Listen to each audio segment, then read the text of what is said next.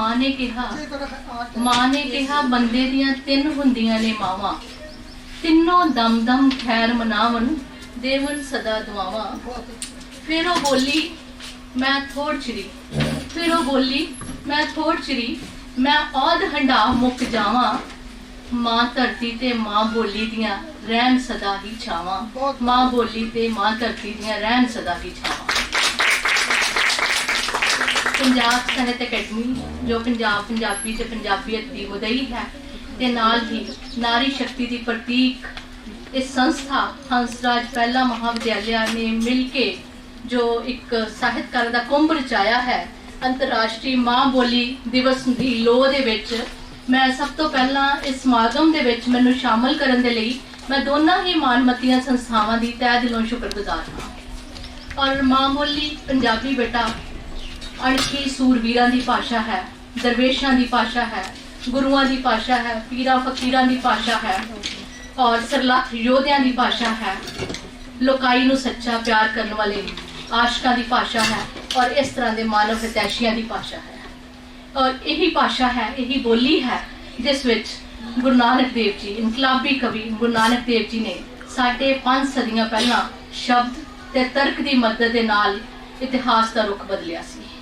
और अज उसे लोह दे विच, उसे मां बोली दी लोह दे विच मैं चंदन वांग महकदी शख्सियत चंदन नेगी होरां नूं तुहाडे रूबरू कराउण दे विच बहुत ही मान महसूस कर रही हां।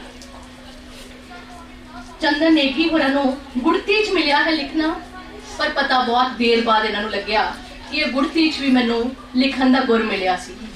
और जिस वेले इन्हां नूं पता लग्या, जिस वेले अपनी अंदर दी ताकत दे नाल रूबरू होए, जदों कलम दी ताकत नूं इन्हां ने पहचानिया ते फिर लिखना इन्हां दा कर्म हो गया, इन्हां दा धर्म हो गया, इन्हां दी इबादत हो गई और इन्हां दी रूह दी खुराक हो गई। जिस तरह हुणे वर्मा साहब ने दस्सिया कि अनगौले ने पंजाब दे विच जिस तरह का माहौल है, लेखकां दीआं गुटबंदियां ने, उस माहौल दे विच अनगौली लेखका है और अज सानू बहुत माण महसूस हो रहा है कि उस लेखका नूं मिल रहे हाँ जो पेशावर च जम्मी, जम्मू च परवान चढ़ी और वो जिहड़ी मां बोली दी मिठी मिठी महक है पेशावर वाली हिंदको दी, वो भिन्नी भिन्नी बास जिहड़ी है उन्हां दी रचनावां चों असीं हर वेले महसूस कर सकते हैं। और एक गल होर मैं इन्हां बारे जरूर साझी करना चाहांगी, बहुत कुछ अपने बारे इन्हां ने आप दसना, जिन्ना कि मैनूं पता मैं जरूर कहना चाहांगी कि 1947 की बेटा जिहड़ी देश वंड है उस दुखांत नूं इन्हां ने अपने तन ते मन ते हंडाया है। और इन्हां ने जड़ां तो टुटना बड़ा औखा हुंदा, उखड़ना बड़ा औखा हुंदा जड़ां तो। मेरे बड़े वडेरे भी उखड़ के आए सी लायलपुर तो, और मैनूं एक सुपना सी जदों मैं अपने दादा जी दी मैडम गल्लां सुनदी सी ना कि किस तरह वो गड्डे दे विच अपना सारा परिवार लैके लायलपुर की धरती तो तुरे सी ते रस्ते च मेरे चाचे दी छोटे जे दुध चुगदे चाचे दी मौत हो गई सी ते उस वेले कोई उन्हां कोले टाइम भी नहीं सीगा, वक्त भी नहीं सीगा कि उहनूं मिट्टी दे विच दफन कर सकन। पर मेरे दादा जी ने उस वेले अपने परने नूं डब खड़ब्बे पड़दे नूं जिहड़ा लहू नाल गुरच पड़ोच सी उस वेले ओहदे तो ला के उहनां नूं वगदे वगदे पानी दे विच प्रवाहित कर दिता सी। और मैं उदों तो ही सुनदी सी कहानियां और मैनूं लगदा हुंदा सीगा कि मैं जे किते लायलपुर दा हिस्सा बन सकां। और यही सुपना मैनूं लायलपुर दी प्रिंसीपल बना के लै गया। और मैनूं अज भी चंदन नेगी होरां नूं दस्सिया मैं मैनूं अज भी वो गड्डे च बैठे अपने दादा जी अपने पिता जी जिहड़े उदों चौथी च पढ़दे सी, तुहाडी उम्र दे होणगे हुण ओह, मैनूं अज भी कई बारी रात नूं दिसदे आ कि उस तरह काफले चल रहे हैं, उस तरह सारा कुछ हो रहा है। और बिल्कुल उस दर्द नूं वो जिहड़े काफले रिफ्यूजी हुंदे काफले है उस दर्द नूं जिद्दां मैं महसूस किया, मैं तो सुन के किया, इन्हें अखीं देख के महसूस किया है। और उस तो भी वड्डी गल जिहड़ी 1965 की जंग के चशमदीद गवाह आ, अमन दे बेटा शांति के पैरोकार है, क्योंकि इन्होंने बहुत दर्द देखा होया जिंदगी च। और यही कारण है कि 1971 की जो जंग लगती है उस वेले ये देश की एकता अखंडता ते भाईचारक जिहड़ी सांझ है धर्म निरपक्षता की जिहड़ी लोड़ है उस वेले रेडियो ते अपने प्रोग्राम्स लगातार करते हैं।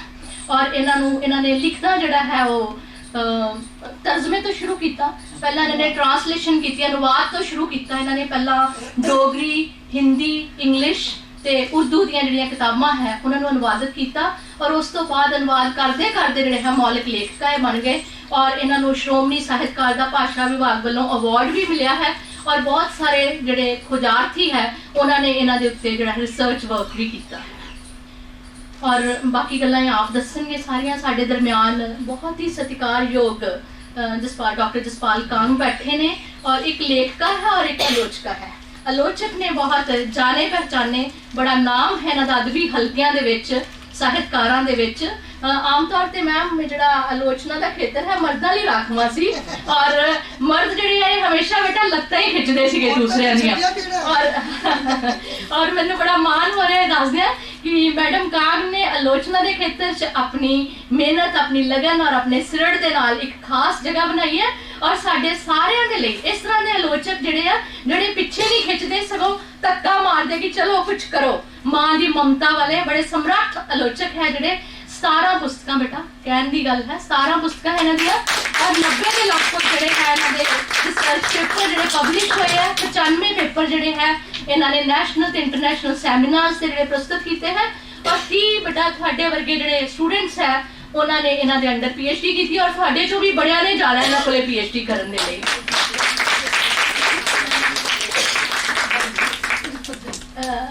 नेगी जी लिखना बड़ा औखा काम है, मैनू लगता है कि लहू नूं कशीद करना पैंदा है, और खास तौर पे उदों होर भी मुश्किल हो जाता है जिस वेले तुसी अमन, शांति, दहशतगर्दी के खिलाफ लिखना होवे।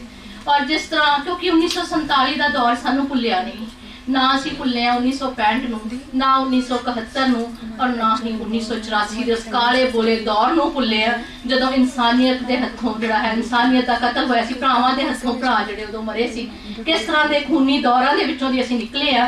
गुजरात के दंगे कुछ नहीं सिक्ख्या असीं इन्हां सारियां घटनावां तो।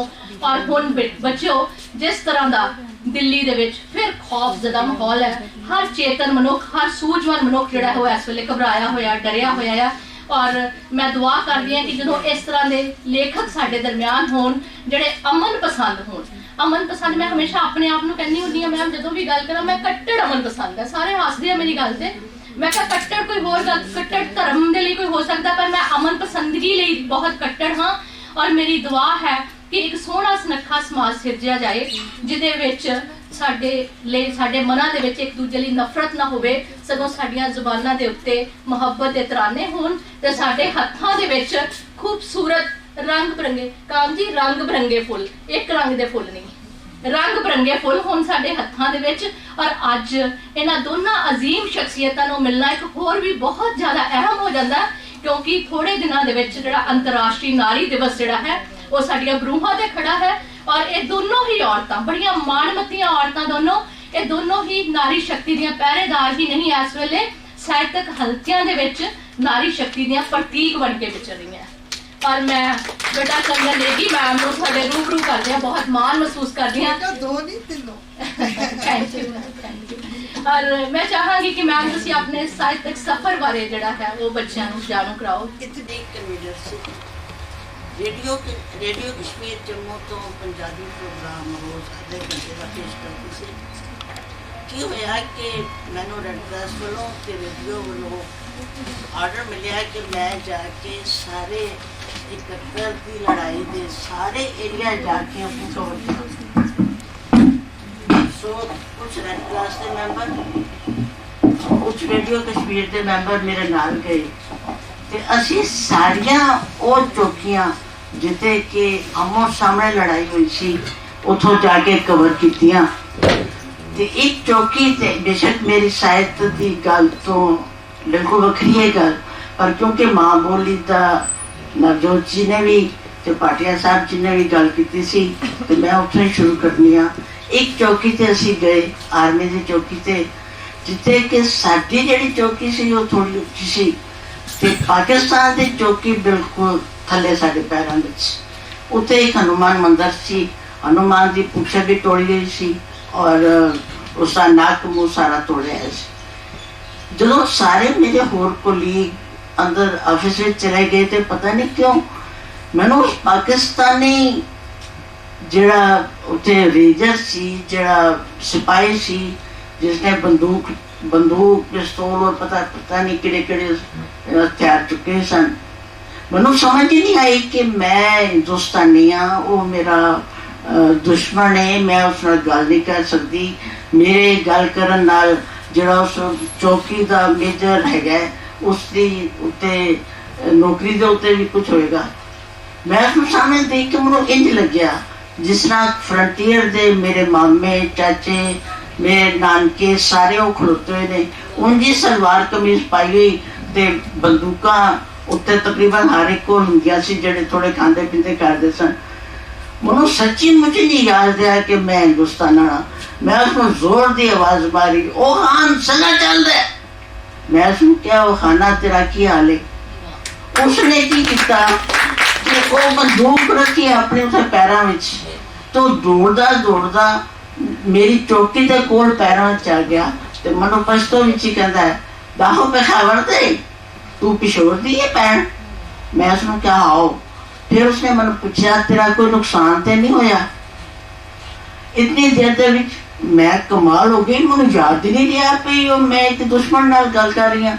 वो मेरे दौड़ता दौड़ता आया वो की करते पे हो मेरी नौकरी चली जाएगी। हम सारी फील किया पर मां बोली जिथे आई मैं अपने आप को रोक नहीं सकी तो ना मनु ख्याल आया फिर मैं एक दुश्मन नाल गल कर रही हाँ क्यों कर रही हूँ। वो भी एडी दूरों वो कंध दे कोल खड़ा सी बिल्कुल उसी तरह हथियारों नाल लैस। तो उस वाल तक को अपने हथियार उत्ते ही अपने पैरों च रख के तो दौड़दा आया मेरे नेड़े फिर कहता भैन तेरा कोई नुकसान तो नहीं होया लड़ाई च। यह हुंदी है मां बोली दी अपना। मैं कोई कहानीकार नहीं सी ना मैं कभी कहानियां लिखियां सी। मेरे पापा जी 1929 तो लैके 1946 तक उन्होंने सरदार राम सिंह तेग पिशावरी पर मैं यूनिवर्सिटी वालियां दसना चाहती सी कि जदों मैं हुण अपनियां 3 किताबां छपण तो बाद मैनू पापा जी कहते सी बच्चे जा ना उत्थे यूनिवर्सिटी जाके मोहन सिंह वैद लाइब्रेरी के विच बड़े रसाले आए ने लाहौर तो जाके देख मेरिया कहानियां कुछ मिल जाता। मैं कहा पापा जी मेरे को स्यापा नहीं होंदा। क्यों नहीं होंदा स्यापा? क्योंकि मनु बिल्कुल साहित्य नाल ओनस नहीं सी ते मैं फालतू की चीज़ लगती सी कि मैं जावा एक तो पढ़ी लिखी ज्यादा नहीं मैं जाके जो पढ़िया लिखिया प्रोफैसर नाल गल किसना करा। अज मैं प्रोफैसर डॉक्टरों के नाल बैठी हाँ तो मान महसूस कर रही हाँ। पापा जी की डेथ हो गई फिर मेरिया 3 किताबां छप गई तो मैं ख्याल आया कि हुण जावा यूनिवर्सिटी के विच ते मैं मिस्टर सिद्धू हुंदे सी उस वेले भी सी उन्होंने मिली तो इजाजत लीती कि मैं सारे वो मोहन सिंह वैद लाइब्रेरी के मैगजीन खोला। तो मैं बेटे बिल्कुल 10वीं तो बाद मेरी शादी हो गई। अज कॉलेज देख के मैं भी उस कुड़ी वांग किनारी वाली कुड़ी पा के कपड़े तो जाती होंगी सा कॉलेज ते फिर मैं BA की चलो वक्री गल है। मेरिया 2 बेटियां ने पिशावर तो जो सब तो पहला एक सरदार का कत्ल होया तो कत्ल जितने बेरहमी नाल होया फिर बड़ी बेरहमी की गल ये कि वो पठान जड़े के बाहरों आके जिन्होंने कत्ल किया वो उसकी लाश नहीं सन चुकन देंगे। कितने दिन 8-10 दिन उसकी लाश उत्ते सड़क उत्ते पई रही। तुसी शायद सुनिया होवे या अगों हिस्ट्री पढ़ोगे तो अब्दुल गफार खान उत्ते हुंदे सी जिन्हां के एक लाल कुर्ते दी एक सेना बनाई सी कि हिंदू सिखां नूं कहंदे सी तुसी तो बिल्कुल ना जाओ असीं तुहाडी रक्षा करांगे। पर जिन्हां जेड़े गुंडे लोग या जेड़े पिंडां तो आके जिन्हां ने लुटना सी एक्चुअली करनी सी मारना सी वो मंदे थोड़ी सी है। हौली हौली असीं तो निकलण लग पे। मेरे पापा जी के उत्ते बड़ा बड़ा हमला होया। वो पोस्ट मास्टर सन उत्ते पिशावर दे विच ते किस्सा ख्वानी एक अदी फेर होया पे किस्सा ख्वानी की सी जिसके नाम उत्तों उत्तर चौक का नाम रखा गया। तो पापा जी नूं इन्हां दिनां दे विच 2 मुसलमान गार्ड मिले सन जेड़े कि घर तो ही ले जाते सन घर ही छोड़ जाते सन। तो जेड़े बाहरों आए मुसलमान वो उन्होंने उन्होंने बहुत मारिया मुसलमानों के तुसी सरदार की राखी करने वास्ते क्यों लगे हो। पापा जी नो एक पठान ने अपनी दुकान दे विच घसीट के वाड़ लेता तो पापा जी बच गए। उसी दिन गली दे विच महल्ले बड़े बड़े वड्डे महल्ले होंदे सन ते उदों होया कि अनाम सिंह मर गए। ਹੁਣ ਅਨਾਮ ਸਿੰਘ ਕਿਹੜਾ ਹੋਇਆ ਗਲੀ ਦੇ ਵਿੱਚ 5 ਅਨਾਮ ਸਿੰਘ ਨੇ। ਸੋ ਸਾਰੇ ਆਂਦੇ ਕਿ ਇੱਕ ਪਾਪਾ ਜੀ ਨਹੀਂ ਆਏ ਤੇ ਰਾਤੀ 10 ਵਜੇ ਨਾਲ ਉਹ ਪਠਾਨ ਪਾਪਾ ਜੀ ਨੂੰ ਘਰ ਛੱਡ ਗਿਆ ਤੇ ਕਹਿੰਦਾ ਹੈ ਕਿ ਮੈਂ 4 ਵਜੇ ਇੱਥੇ ਲੈ ਕੇ ਆਵਾਂਗਾ ਟਾਂਗਾ ਤੇ ਤੂੰ ਨਿੱਕੇ ਨਿੱਕੇ ਤੇਰੇ ਬੱਚੇ ਨੇ, ਸਰਦਾਰ ਜੀ ਤੁਸੀਂ ਇੱਥੋਂ ਨਿਕਲੋ। ਸਾਨੂੰ 6 ਵਜੇ ਦੀ ਗੱਡੀ ਜੰਮੂ ਕਿੱਥੇ ਜਾਈਏ, ਕਿਉਂਕਿ ਜਿੱਥੇ ਤੁਸੀਂ ਆਉਂਦੇ ਹੋ ਉੱਥੇ ਤੁਹਾਡੇ ਰਿਸ਼ਤੇਦਾਰ ਰਹਿੰਦੇ ਨੇ, ਉੱਥੇ ਤੁਹਾਡਾ ਘਰ ਹੁੰਦਾ, ਉੱਥੇ ਤੁਹਾਡਾ ਕੰਮ ਹੁੰਦਾ ਹੈ। ਅਗਰ ਕੋਈ ਰਹਿੰਦਾ ਦੂਰ ਦੂਰ ਤਾਂ ਉਹ ਵੀ ਪਾਕਿਸਤਾਨ ਦੇ ਵਿੱਚ ਪਾਕਿਸਤਾਨੀ, ਰਾਵਲਪਿੰਡੀ ਜਾਂਦੇ ਤਾਂ ਆਪਣਾ ਸੀ, ਪਰ ਉੱਥੇ ਵੀ ਸੇਮ, ਜ਼ਿਲ੍ਹਾ ਵੀ ਸੇਮ, ਮਰਦਾਨ ਵੀ ਸੇਮ, ਨੌਸ਼ਹਿਰਾ ਵੀ ਸੇਮ। ਅਸੀਂ ਜੰਮੂ ਆ ਗਏ ਕਿਉਂਕਿ ਮੈਂ 4 ਸਾਲ ਦੀ ਸਾਂ ਜਦੋਂ ਮੇਰੀ ਮਦਰ ਦੀ ਡੈਥ ਹੋ ਗਈ ਤੇ ਮੈਨੂੰ ਸਾਨੂੰ ਦੂਸਰੇ ਝਾਈ ਜੀ ਨੇ ਪਾਲਿਆ। ਦੂਸਰੇ ਝਾਈ ਜੀ ਜਿਹੜੇ ਸਨ ਉਹ ਹੁਣ ਜਿਹੜਾ ਪਾਕ ਆਕੂਪਾਈਡ ਕਸ਼ਮੀਰ ਹੈ ਉਸ ਦੇ ਵਸਦੇ ਸਨ ਤੇ ਇਸ ਕਰਕੇ ਉਹਨਾਂ ਨੇ ਕਿਹਾ ਕਿ ਜੰਮੂ ਚਲੋ ਫਿਰ, ਜਿੱਥੇ ਕਿ ਮੇਰੇ ਪੇਕੇ ਨੇ।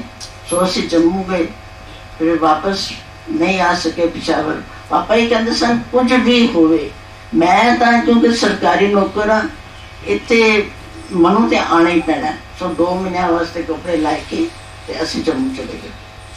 जम्मू पहले तो बड़ी मस्ती की थी, कोई पढ़ाई नहीं, कोई कुछ नहीं, अजीब तरह की बोली। हूँ इतने आदमी बैठे हुए नहीं तो मैं दसा भी लफ्ज़ों के विच बोलियां दे विच कितना फर्क है। वो अपना वो लफ्ज़ बोलते सन तो असं शर्म नाल मर जाते सन कि ऐसा मतलब लफ्ज़ जड़ा कि कुड़ियां के मूँह नहीं निकलता। उन्होंने बोली भी सी कित्थे जाना या किस कोल चले, किस नूं ओ कुत्थे नूं वो होर ही लफ्ज़ बोलते सन। सानू बड़ा इल ट्रीट करते सी। हाली के मेरी मदर दे जड़े फुफड़ जी सन वो उत्थे गवर्नर जनरल सन जम्मू कश्मीर के, तां भी पापा ही कहते नहीं मनु तो कोई वखरा कमरा लै दो। खैर ना पढ़ाई ना कुछ। फिर तो कबायली हमला होया। कबायली हमले पापा जी में इसी के चंदन वड्डी हो रही है, 10 साल की हो गई सा। लम्मा इतना लम्मा कद लगता ही नहीं सी कि मैं 10 साल की हाँ, इसमें कड्डो इथों। सो मेरे चाचा जी नाल मनु भेजा गया अमृतसर। उस वेले रिश्तियां दी इतना बॉन्ड हुंदा सी कि पता ही नहीं सी कि चाचे दे घर आ या मामे कोल आ या प्यो कोल आ या कि। उथों मेरे मामा जी नूं पता लग्या ते ओ मनु लैण अमृतसर आ गए कि नहीं मेरे को साडे कोल रहेगी चंदन। तो मैं उत्थे नाल ही देखो जिंदगी का मोड़ क्यों जा मुड़ता है। मैं उत्थे बच्चों नाल बस खेडती रहा।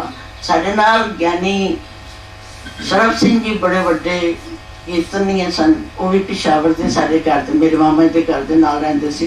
उन्होंने कुड़ी कहती है तू सारा दिन खेडती रहनी है लम सलमी, तू पढ़ना वढ़ना कुछ नहीं। मैनू पढ़ाई का बड़ा शौक से। मैं क्या मेरे को चौथी दी किताबां पिशावर साडे अपना एजुकेशन का हर एक स्कूल का होंदा है। भाई जोगा सिंह गर्ल्स हाई स्कूल सिखाना बड़ा अच्छा स्कूल सी। उत्थे उन्होंने चौथी विच ही सानू 8वीं तो गोल्डन इतिहास ते गोल्डन हिस्ट्री सब लगाते सन कि इन्हों बाइफिकेट करांगे। उस बाइफिकेशन से मनो कितनी फायदा होया कि जदों विक्टोरिया स्कूल कॉलेज विच मनो अनवंत लै गई तो उस टाइम लास्ट सी पेपर 8वीं के पेपर का विद लेट फीस। उसने पढ़ता मालूम हो आंदा सी भी किस तरह पढ़ना ते किस तरह फार्म भरने। अनवंत ने सारा वो मेरी जिंदगी का बड़ा बड़ा मोड़ है। अनवंत ने सारा कुछ पढ़ के मैं 2 महीने 8वीं का एग्जाम दिते। I got high first division क्योंकि मैं पढ़ने का बड़ा। उस तो बाद जम्मू आए। जम्मू आके पापा जी ने प्रिंसिपल साहब को कहा कि इसमें ले लो, इससे हाई फर्स्ट डिवीजन आई है। तो कहते अगले 9वीं चलावांगे, 15 दिन 9वीं के एग्जाम। पापा ने कहा अच्छा आन दो ना, घर बैठ के करेगी। मैं 9वीं जो 9वीं का इम्तिहान दिता 15 दिन बाद रिजल्ट जो बोलन लगे तो एजुकेशन के डायरेक्टर जोड़े सन वो आए तो उन्होंने सब तो पहले मेरा नाम लिता। मैं क्या फेल हो गया तो मेरा नाम लिता। उन्होंने वो कहने लगे सारी क्लास चो फर्स्ट तो इंग्लिश चो फेल। इंग्लिश कितों आती सी चौथी दी इंग्लिश हाले ABC लगी सी ते रट टा के चलो जी 10वीं का एग्जाम दिता ते I got first in Kashmir university दे विच पहला नंबर मिला। ब्याह हो गया जी, ब्याह तो बाद अच्छा घर मिलया, अच्छे सोहरे मिले, बड़ा अच्छा पति मिलया, ठीक लाइफ चलती रही। पर मैं 15वें दिन अपने सोहरा साहब को एक गज़ल मैं गुण विचों किया, बहुत ही मैं तो पढ़ना चाहती हूँ, मैं पढ़ बच्चे ते मैनू कॉलेज 15 दिन में चली गई FA करन। मैं ज्ञानी की सी गरीब कोट टिवाणा उदों BA तो बाद ते मैं 10वीं तो बाद पंजाब यूनिवर्सिटी दलीप कोट टिवाणा फर्स्ट ते मैं 5 नंबर घट उन्हां तो सैकेंड। कितना मेरा पढ़न का शौक सी, पर ये साडे समाजिक ब्याह शादियां दे बंधन पता नहीं मैं क्या बनती। और मैनू बड़ा शौक सी पढ़न का, मेरा दिल करता सी मेरे को इतनियां डिग्रियां होण, इतनियां डिग्रियां होण। बाई चांस ये होया कि जम्मू पापा के एक दोस्त बने कैप्टन हरबंस सिंह ते गुलेरिया साहब IB सिंह सदन के चेयरपर्सन एक बाद विच रहे। तो जदों पटियाले पापा जी की ट्रांसफर हुई तो हरबंस सिंह ने कहा कि मेरे साला साहब ने उत्थे मेरी भैन है प्रिंसीपल तेजा सिंह को जाके मिलना। मैं प्रिंसीपल तेजा सिंह को असीं जाके मिले तो उन्होंने बहुत प्यार दिता। उन्होंने लड़की की उन्होंने दिनों डेथ हुई सी माना की, तो बिल्कुल माना वांग उन्होंने मन ट्रीट किया। जदों 2-3 महीनों बाद मेरे ब्याह का कार्ड लैके गए पापा जी ते प्रिंसीपल साहब ने नहीं दिता। इस बच्ची ने तो ब्याह का काज करना पाया साढ़े इस निक्की सी बच्ची ने तो सिर्फ पास में की पता है कि काज के तू नहीं पढ़ा सकना है तो मनो दे यो जा बच्चा कोई जमदा है। चलो पापा जी ने देना कि सी ब्याह हो गया, सुखी सांदी सब हो गया, BA की बेटी हुई, BA की उस तो बाद दूसरी बेटी हुई। पर मैं बहुत ही घर दे विच बहुत तंग पैंदी सी, मैं बड़ी बोर होंदी सी कि मैनू ना मतलब कुछ चाहिए करने वास्ते। बड़ी सितार सीखी, बड़ी सितार बजाती सा, मगन हो जाती सा सितार बजाते बजाते। सितार आगरे पोस्टिंग से मेरे हस्बैंड इंडियन एयरलाइंस की सर आगरे पोस्टिंग सी, बड़ी 4-5 साल सितार सकती रही। आई जी जम्मू साड़ी पोस्टिंग हुई, मेरे हस्बैंड ने खोलना सी इंडियन एयरलाइंस का स्टेशन कश्मीर में। उदों जहाज नहीं सी जाते, तो जो मैं बहुत बड़ी हुई बच्चे स्कूल चले जाना, मैं की करा। मनो मेरी फ्रेंड दी मदर ने सोशल अदारे वाल भेजा। उत्थे लेडीज क्लब एक सोशल अदारा सी जिहड़ा कि एक क्लब कोई पार्टियां या जुए नहीं, जिस लेडीज का इकट्ठे होना। उन्होंने दिनों में 1962 की लड़ाई, चीन की लड़ाई बेशक जम्मू च नहीं हुई, पर जम्मू कश्मीर उत्ते उसका बड़ा असर पिया। एक तो कश्मीर के उत्ते त्रिशूल उन्होंने सेंटर सी, दूसरी गल ये कि जम्मू विचों ही सारिया फौजा जितना आर्मी का समान सब लंघ के जाता सी, तो जम्मू की लाइफ उत्ते बड़ा असर पिया। और कमाल की गल ये कि पहाड़ों से जाते सिपाहियों को कपड़े नहीं सन। पहाड़ों की लड़ाई की उन्होंने कोई टेक्निक नहीं सी। पहाड़ों के उत्ते बर्फ उत्ते चलन वास्ते उन्होंने को बूट नहीं सन। साडी बड़ा नुकसान होया चीन की लड़ाई, बड़ा नुकसान होया। एक तो बर्फ में दबे गए मुर्दे, एक उन्होंने को कपड़े नहीं, दूसरा आइस स्काइटिंग जी है उन्होंने बड़े मारे। सो जम्मू च उस वेले बड़ा सोशल वर्क होया, तो मैं उस बड़ा हिसाब लिता। उदों ही मैनू लेडीज क्लब की जनरल सैकटरी ते रेड क्रॉस की कन्वीनर बनाया गया। टाइम मेरे को है सी, मैं निभाती रही ये सारे काम, बड़ा ही सोशल वर्क किया है। और बच्चे जम्मू का जो सोशल वर्क वो ये नहीं सी भी मशीन देती बच्चों को, किताबां लैतियां या बच्चों को फीस देती या विधवावां मशीना देतियां नहीं। जम्मू कश्मीर का सोशल वर्क हर वक्त जो लड़ाइयाँ होंदियां ने, 65 की लड़ाई अपने अखी देखी किस तरह जहाज एक दूसरे के पिछे आके मतलब हमले करते हैं, किस तरह जहाज डिगते हैं, किस तरह असी जड़े उतों के पाकिस्तान के सूए सन उन्होंने 2-3 कुड़ियां तो मैं आप पकड़े जो वो साढ़े जम्मू का सारा नक्शा सब उत्थे भेजते सन पाकिस्तान में। सो एक कुदरती रेड क्रॉस वास्ते सानू पैसा इकट्ठा करना पैंदा सी ते मैं फेट अरेंज करती सी। जम्मू के पिछली श्रेणी के शहर के विच फेट एक बड़ा अजूबा होया ते लोग विसाखी वाले दिन लोग तो तांगदे सन कि कदों आना तुहाडा फेट ते असी 8 आने की टिकट तो लाखां रुपए कमाते सन।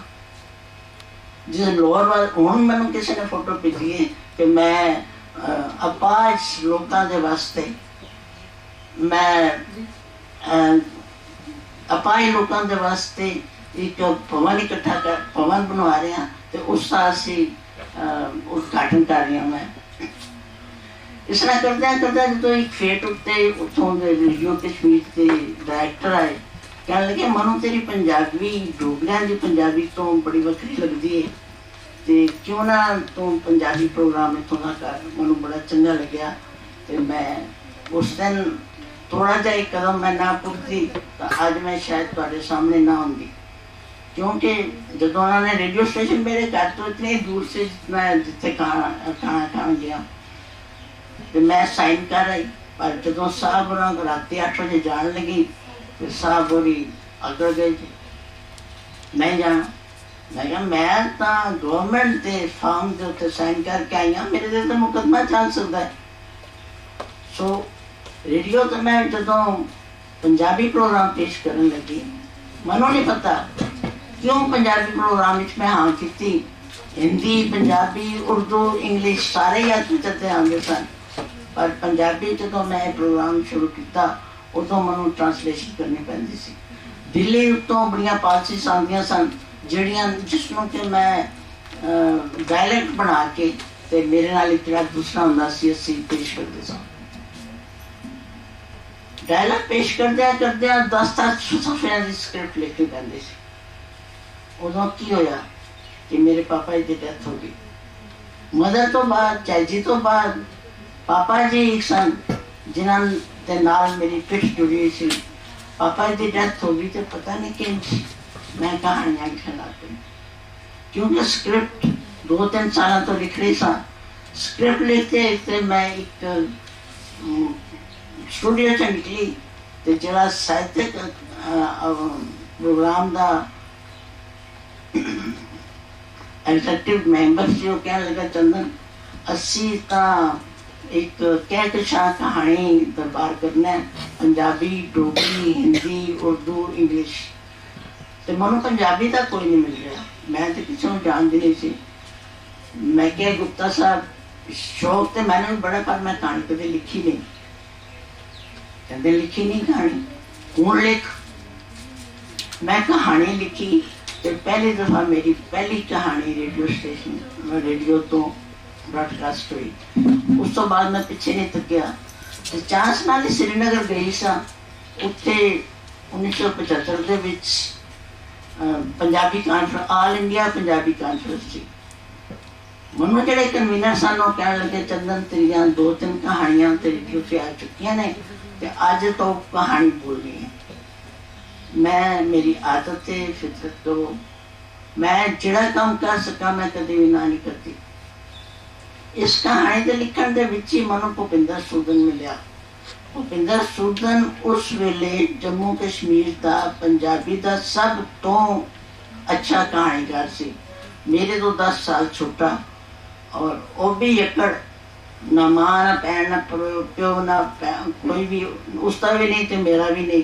तो जो साडा मेल होया तो मैं उसनों रखड़ी बनी तो उसनों मैं वंगारिया कि नहीं जरा किड़ा डाउन ट्रोडन ढाबिया उत्ते जिसने पांडे मान मान के पढ़ाई की हुई सोचो जरा। तो उसने डॉक्टरेट बन के तो कश्मीर यूनिवर्सिटी में प्रोफेसर लग गया। कितनी मेहनत होएगी उसकी। मैं जो उसको पहली कहानी सुनाई कहते हाँ दीदी हुण बन गई कुछ गल। जो दूसरे दिन मैं मिलना सी लेडी अब्दुल्ला नूं ते ओही छड्ड के गई। मनु टैगोर आप पता नहीं सी किते किते हैगे ने। मैं देखिया भुपिंदर सुदन उठ के खड़ा हो गया। तुसी हुंदे कौन हो इत्थे कहानी पढ़ने वाले? तुहानूं पता है कि इत्थे कौन कौन बैठा है? मनु ही थोड़ी चल के मनु का पता है कौन कौन बैठा है। पता है कौन कौन बैठा है? असी स्टेज के उत्ते संत सिंह सिखों, गुरमुख सिंह मुसाफिर, अतर सिंह, हमदर्द, ज्ञानी सैल सिंह, शेख अब्दुल्ला ते पुन्नी जी और चलो अनाम सिंह शान। जो मैं कहानी पढ़ी गुरमुख सुजान सिंह जी, गुरमुख सिंह मुसाफिर से कहने लगी मनु तू सजी मैं भी तो पुठवारी कहानियां लिखिया ने, यो जी कहानी मैं नहीं लिख सकिया। सुजान सिंह जी कहन ये बीबी की पहली कहानी है तो पहली बार स्टेज पे आई है तो मैं जिथे अपना लिखत का काम छड्या है उतना इस बीबी ने पहले शुरू किया पहली कहानी से।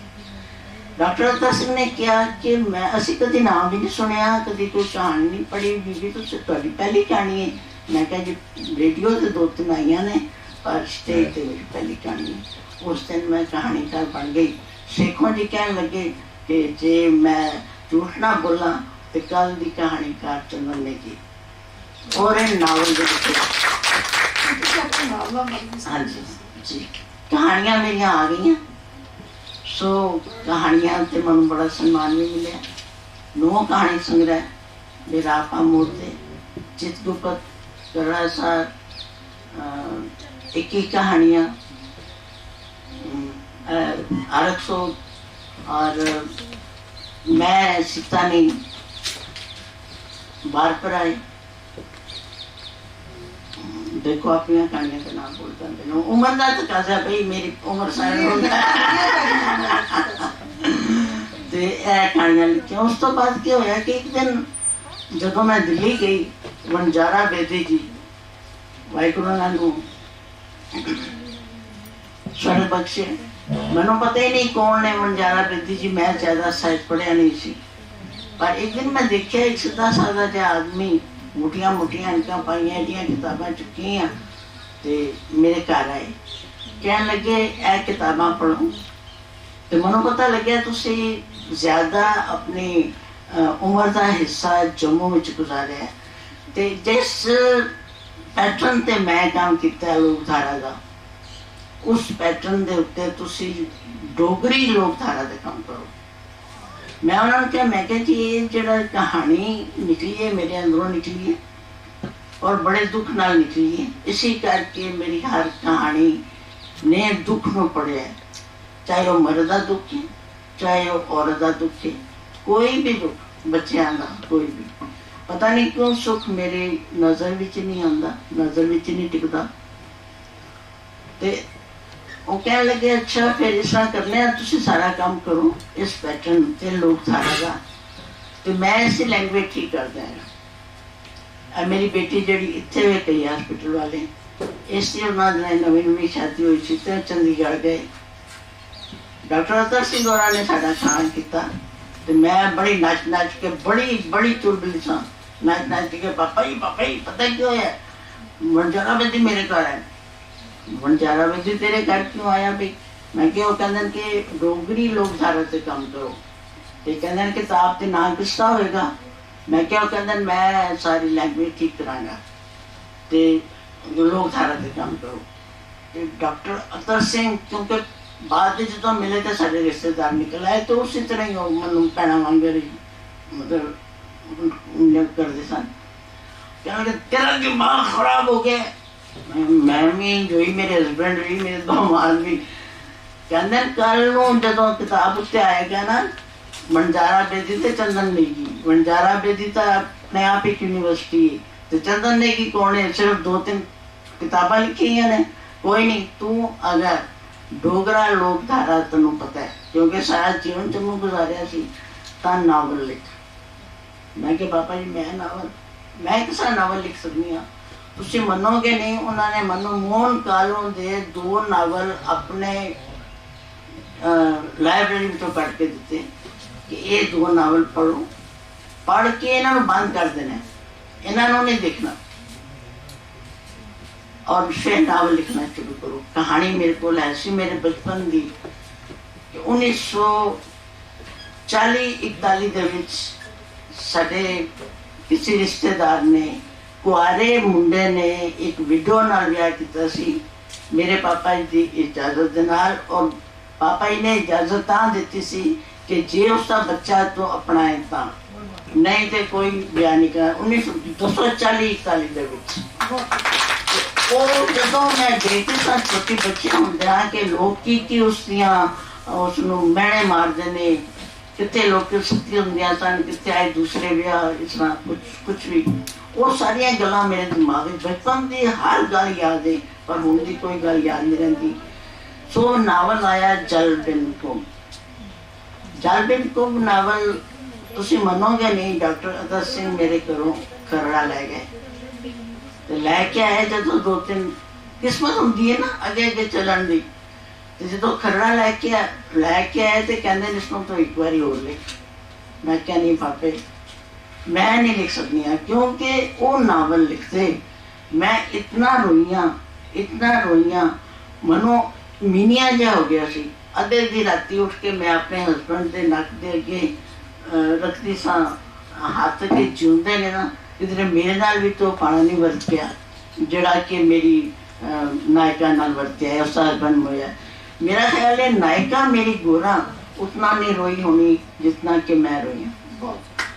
मैं क्या बापे मेरे को नहीं है लिखा जाता, फिर कहते अच्छा इसका फिर एंड बदल दे, गोरा नूं मार ना दूं, तुहानूं तुहाडी किस्मत विच है कि तुहानूं अच्छे याद सेरे मिल जान, तुहानूं अच्छी तरह वो कर। उस तो बाद बस नावल वाल जदों मैं चल गई, मनो एक लेडी होंदे लेखिका होंदे कल नूं तुहाडे विचों भी पता नहीं कौन लेखिका बनता है, तो इन्हां गल्लां दा तुहानूं भी एक्सपीरियंस हो सकता है। जदों नावल आया, एक छपिया, दूसरी दफा छपिया, तीसरी दफा छपिया, मनो धर्मपाल सिंघल मिले। धर्मपाल सिंघल जी का तुसीं नाम सुनिया होना, बड़े अच्छे आलोचक सन, जम्मू भी सन, जम्मू यूनिवर्सिटी, इस करके उत्थों तो मैनूं जाणदे सन। मनो कहंदे चंदन मनु तो बिल्कुल नहीं सी पता कि जस्टिस तेरे दूसरे हस्बैंड ने। माय गॉड, तुहाडे ते एलिगेशन भी लगदे हैं। मैं एडे वड्डे आलोचक नूं की कहां कि मेरे पात्र दा अगर विआह होया 1940-41 दूसरा हस्बैंड होया, उन्होंने कहा कि जो कुछ तू एक अपनी नायिका नूं दूसरे हस्बैंड नाल दे मंजी उत्ते सोंदियां दे पलंग उत्ते सोंदियां जो कुछ उसदियां फीलिंग्स नूं तो डिपिक्ट किया है, वो फीलिंग अपनियां मतलब अपनियां फीलिंग्स तो कोई बिना नहीं लिखा जा सकता। मैं उसमें मैं क्या वीरा मैं की कहां, मैं इस वे जस्टिस की वड्डी उम्र की बस दुआई कर सकनी हाँ, और तो नहीं। मनु नहीं पता कि तुसी मेरे नावल की सिफत की है या कि मनु बद दुआ दी है। इहो जे तुहानूं मतलब भी वाक सुनने पैंदे। जल बिन कुंभ तो बाद जिस गली च मैं रहनी हर एक चीज़ नाल घटना है कि जिस गली च मैं रहिंदी सां उत्थे जम्मू, जदों मैं फिर किसी दे कोल गई, एक डोगरा टिपिकल डोगरा परिवार करनल साडे नाल रहिंदे सन, ते उन्हां नाल हाँ सच्ची मैं पहली कहानी की गल करा कि साडे नाल जिहड़े करनल रहिंदे सन उन्हां दे 3 बच्चे, एक मेजर, एक कर्नल, एक कैप्टन, तो तीनों ही बाहर की लड़ाई 65 की लड़ाई 71 की लड़ाई मुआजा होते सन। तो मुझे इतना आके बड़े मैं कि आंटी जी नूं की फील होंदा होएगा कि तीनों बच्चे मुआजा ते ने ते इन्हां चों किहड़ा वापस आएगा।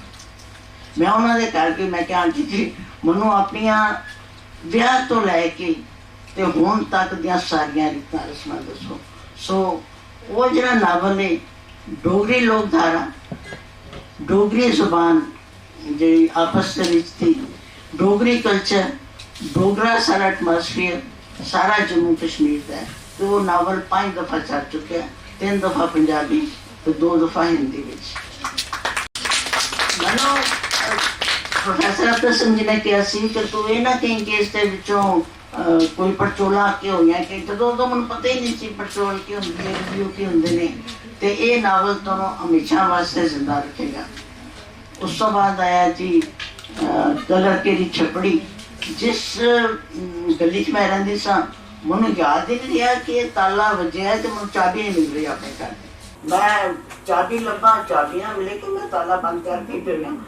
तो उस गली की कोई वड्डी लेडी आई, तू कदों आई तो मैं फिर याद आया मैं तो दिल तो आई हाँ अपना घर लभ चुकी हूँ। उतों मैं उस गली का उसकी कोई हीरो नहीं, कोई हीरोइन नहीं, कोई नायक नहीं, कोई खलनायक नहीं, एक गली की कहानी है, गली उसकी नायक की।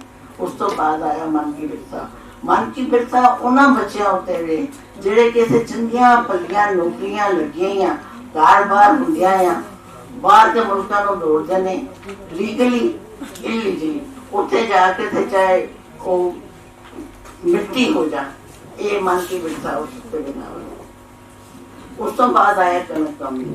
कनक कामनी पता नहीं डॉक्टर कहे मेरे दिमाग से उन्होंने कोई पेशेंट आया कोई, उन्होंने मनु एक निक्की जी घटना सुनाई कि इस लेडी की ये घटना है तो वो उस नावल है, एक खलनायिका का नावल है। मनो अमृता जी कहने लगे लेडी खलनायिका तो कितनी, मैं पहली दफा ये नावल कनक कामनी लेडी खलनायिका के उत्ते आया जड़ी के अपने एक सीधी औरत से बिल्कुल, पर किसी ना किसी घटना के थ्रू किसी ना किसी गल के थ्रू उसमें समाज टेक देता है, अपने टेक देते और टिक के कितने पहुंचती है पिंगलवाड़े। ये उसकी पलंग के नाल बैठी है, एक मंजी से दोनों बैठी हैं पर ना धी प्यो मां पछाण दी ना मां धी पछाण दी। उस तो बाद आया सूखे कास्ट। सूखे कास्ट जो डॉक्टर अतर सिंह जी बहुत बीमार सन ते मैं ते प्रोफैसर एक प्रोफैसर ने उत्थे वो भी पिशावर दे ने एस सोर्स वो भी पिशावर दे ने असीं तीनों उन्होंने मिलन गए सी। डॉक्टर अतर सिंह ने कहा कि देखो बेटो तुसी तीनों बच्चे हिंदको बोली दे बच्चे हो, तुसी हिंदको नहीं मरन देनी। सो उसी वक्त उन्होंने घर मेरे दिल च आया कि मैं हिंदको बोली दे उत्ते एक नावल लिखा। सूखे कास्ट नावल है जेड़ा के जैतों के मोर्चे तो भाई दुर्गा सिंह के गुरुद्वारे पिशावर तो शुरू हुई। जो जैतों के मोर्चे की स्ट्रगल सी उस वेले तो शुरू हुई नावल की एटमॉस्फेयर, लेकिन मनो पता ही नहीं कि एटमॉस्फेयर सी उस एटमॉस्फेयर नू डिपिक्ट करना किस तरह उस वेले स्ट्रगल सी। क्योंकि मेरे दो ताया जी मुल्तान जेल विच गुरु सिंह मुसाफर जी तो बाबा खड़क सिंह के नाल सन, उन्होंने कुछ गल्लां सुनाइयां कोई कुछ।